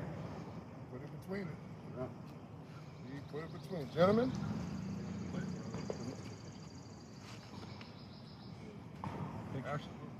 We don't do pictures. Oh, okay. We don't do pictures. Don't believe that shit, man. Hey, how you doing, sir? What's up? Yeah, all right, all right. What's up, man? Hey, Les, good game, baby. Thank you, man. Enjoy it, man. Yeah. Blues and game, boy. My man. What you gonna Les? Yes, sir. Roland Martin. How you hit him, Doc? Thank you for coming out. Well, for the way I play, I hit him great. You probably be very unhappy at this point. But I have lowered my expectations to the point where I can have a great time playing golf. I'm a much better fisherman, but ain't no fish out here. But the other kids, you raise the funds for the kids, right? That's absolutely, that's all that matters. How'd you play today? I don't know, I think we finished 9-10. Yeah, we liked out there. We was trying to get 11, 12. Where we at, y'all? About 11, 10, 11. I was about to say, of course, somebody gonna come in here with a shoot a 40. 48. Yeah. All eagles, an albatross.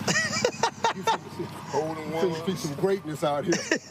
You're gonna announce the winner and everybody gonna go, Jesus. Yeah, that's what's planned. Roland Martin, appreciate you, man. Not a problem, Doc. Always support the good cause. Yes, sir. Glad to be here. A good brother. Yes, sir. All right. Now, Steve was surprised by the homie Charles Barkley, who was out there as well, and so I decided to go visit their group.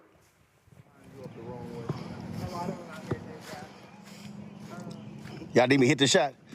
We already hit. How you doing, brother? Chilling.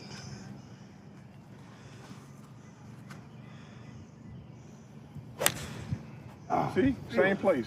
Yeah, I like it. That's crazy. Let's go straight. But I'm saying that there's T-box line there. I agree. Hey, is those the shoes that they gave you the course today, or you already had I got these ones I got last year. Oh, okay. Oh, yeah.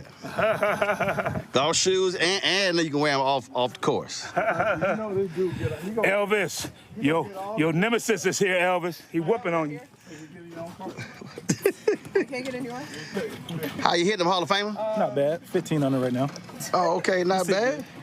You know. You heard that, didn't you, Roland? Not bad. So who's actually carrying this team? This is the best player in the group. We have a lot of good teamwork Well, going no, on. I'm sorry. He's the best player. We have a lot of good teamwork going on. You lying. You We're about know. to go inside and get this dub, and that's that on that. Oh, you. Oh, My y'all nickname go. is Handicap. Y'all, huh? My nickname is Handicap. That's not for your golf game. They call you handicap, not for your golf game. How you swinging, Chuck? I'm playing well, man. Hey, man, he hit some good shots, man. I'm proud I came out. He hit some Yes. bangers. All right, Yes, then. sir. Hit some bangers. Got to keep his feet on the ground, though. He keep jumping still. Well, shit, that's what he's supposed to do. He used to get rebounds, damn it. Everybody used to that. Come on now. Tell him about it. Everybody. But our true one getting ready to put one on the green up there. Okay. She gets to play from the ladies' team, see? Oh, I know. She's from Houston. Yes. Oh, yeah. Oh, that's right. She played at Texas Southern. Come on now. Okay. Come on now. Okay. That's why she's the best player. Yeah. Houston, we're ready for you. See, we got your cameraman here for you. Not there now.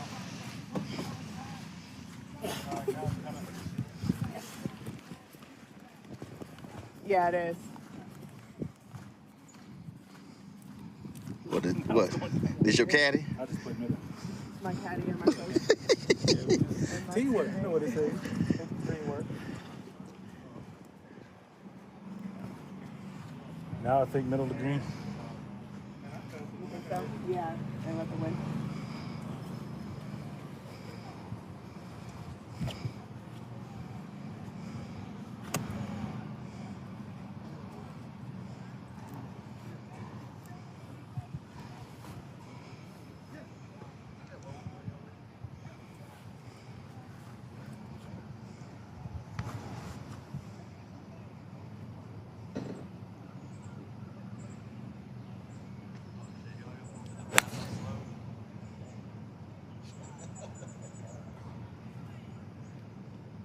There we go. Go ahead in it. That's why we be winning. That could have been a little closer. Oh, could it? That could have been a little closer. Oh, could it? You'll put yours That could be a little closer. Let me go get my club. Go get it. Let me go get my club. Go get my club. That was Amber Kirkendall. She, of course, is from Houston, played golf at Texas Southern University, led them to a couple of SWAC championships, and so good to see her. Now, also out there was Pastor Keon Henderson out of Houston. Y'all remember when he went viral for this?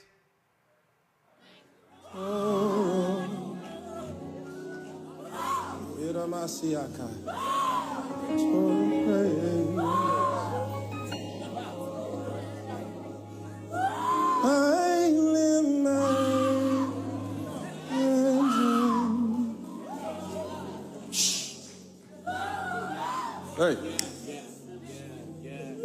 Stop her. Hush, hush. Silence in the name of Jesus. I lift my hands. He said, stop her, hush. Well, y'all know I'm petty, and I forgets nothing. So here's him coming off the final hole.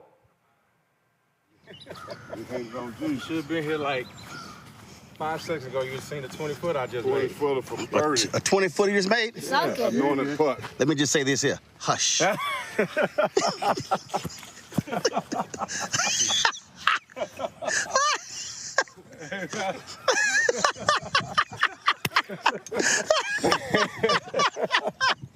It's gonna be with me forever, man.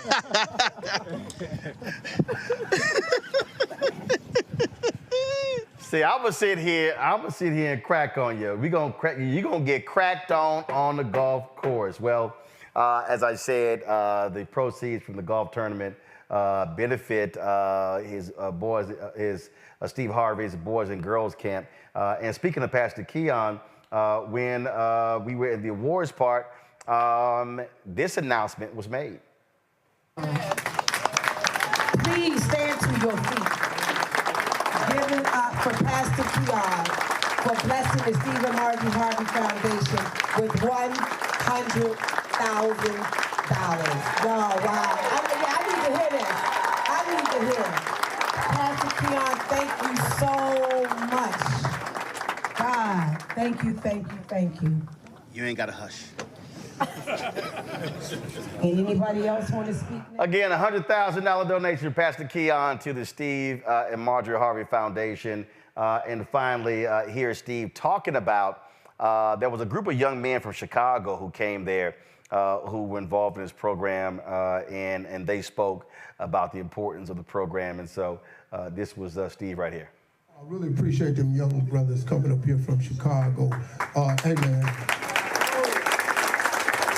When you all come to this camp, when you all give, look, man, it changes people's lives. You don't know, like the brother from 100 Men said, they be what they see. And when they see us, they become us. A young boy is going to be the man that he sees in front of him. We got to get them out of these conditions. All of you survive rough conditions, man. And we got to keep making it possible for these young kids to see something different. Grab them, snatch them up. I had a cat. Me and my wife was coming through customs about 8 years ago. And a guy came up to me, he said, Mr. Harvey, I want to talk to you. And he was sagging. I mean, his underwear was showing. So I said, you want to talk to me? He said, yeah. I said, man, pull your pants up, tuck your shirt in so I can talk to you. He said, oh, okay. He started stucking his shirt. I said, well, pull your belt, tighten your belt up so we can talk. He was just doing it because he wanted to talk to me. But I'm not talking to you and you showing me your underwear. He said, so why I got to pull my pants up to talk to you? Because I said, I don't talk to men who are showing me their underwear. That's not the manly thing to do. You know what his problem was? It was a girl that worked in customs that he wanted to talk to. And he didn't have a father and a big brother. And he wanted to ask me, what could he say to talk to that girl? So I said, why don't you go up and introduce yourself? He said, should me like go up and say, what's up, shorty? I said, no, motherfucker, ask her. I'm sorry. I done got one. As soon as it came out, I went, I said, no, man. I said, why don't you say, hey, excuse me, my name is Eric, or what's your name? I said, get to know her like that. I said, you probably need a haircut. You know, probably get a haircut and tuck your pants in because she look kind of fly and she don't really look like she'll do nothing with you. I ain't think nothing of it. I gave him my number. We talked a couple more times. I helped the young man get into school. That young man today is a manager at a Home Depot. Him and the girl is married with 2 kids. You know what I'm saying, man? It's just, all I did was take the time out to talk to him, to give him some direction, and that's what I need, man. I need organizations like 100 Men and you brothers. Look, it's hard for me to ask for money. I already know. You don't like giving rich people money. That's why I don't like to ask for it, because everybody I ask for money, why don't you just pay it yourself? Well, how much shit I got to buy? You know, I bought the ranch, I put all this shit on it. I'm out of money. Motherfucker, I want to go on a trip or something. I want to make my fucking car note. I can't just give up all my money, and I'm helping other people's kids. But man, the money you donate, if you take the time out to just talk to these young cats, man, when you ain't got no father, when you ain't got no brother, you trying to figure this out. You know how hard manhood is. This shit is hard without no direction. You know, a young man without a role model is like an explorer without a map. How do you figure manhood out without talking to another man? So as many of you that can volunteer your time, I don't care if you don't have money. If you give me your time and you can snatch up one of these cats and give them your number.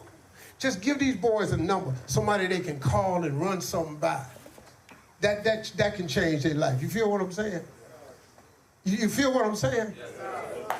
And that was Sharon Page. She run the foundation all in the camera. I'm like, Sharon, get out the way. I'm trying to shoot. All right, y'all. Again, I had a great time out there. Monday, I'm going to be in Atlanta Warwick Dunn has his 11th annual golf classic benefiting his foundation. You know, he's been putting single mothers in homes for years, and so we'll be talking to Warwick on Monday from his golf tournament in Atlanta. Folks, that's it for us. Hope y'all have a fabulous weekend.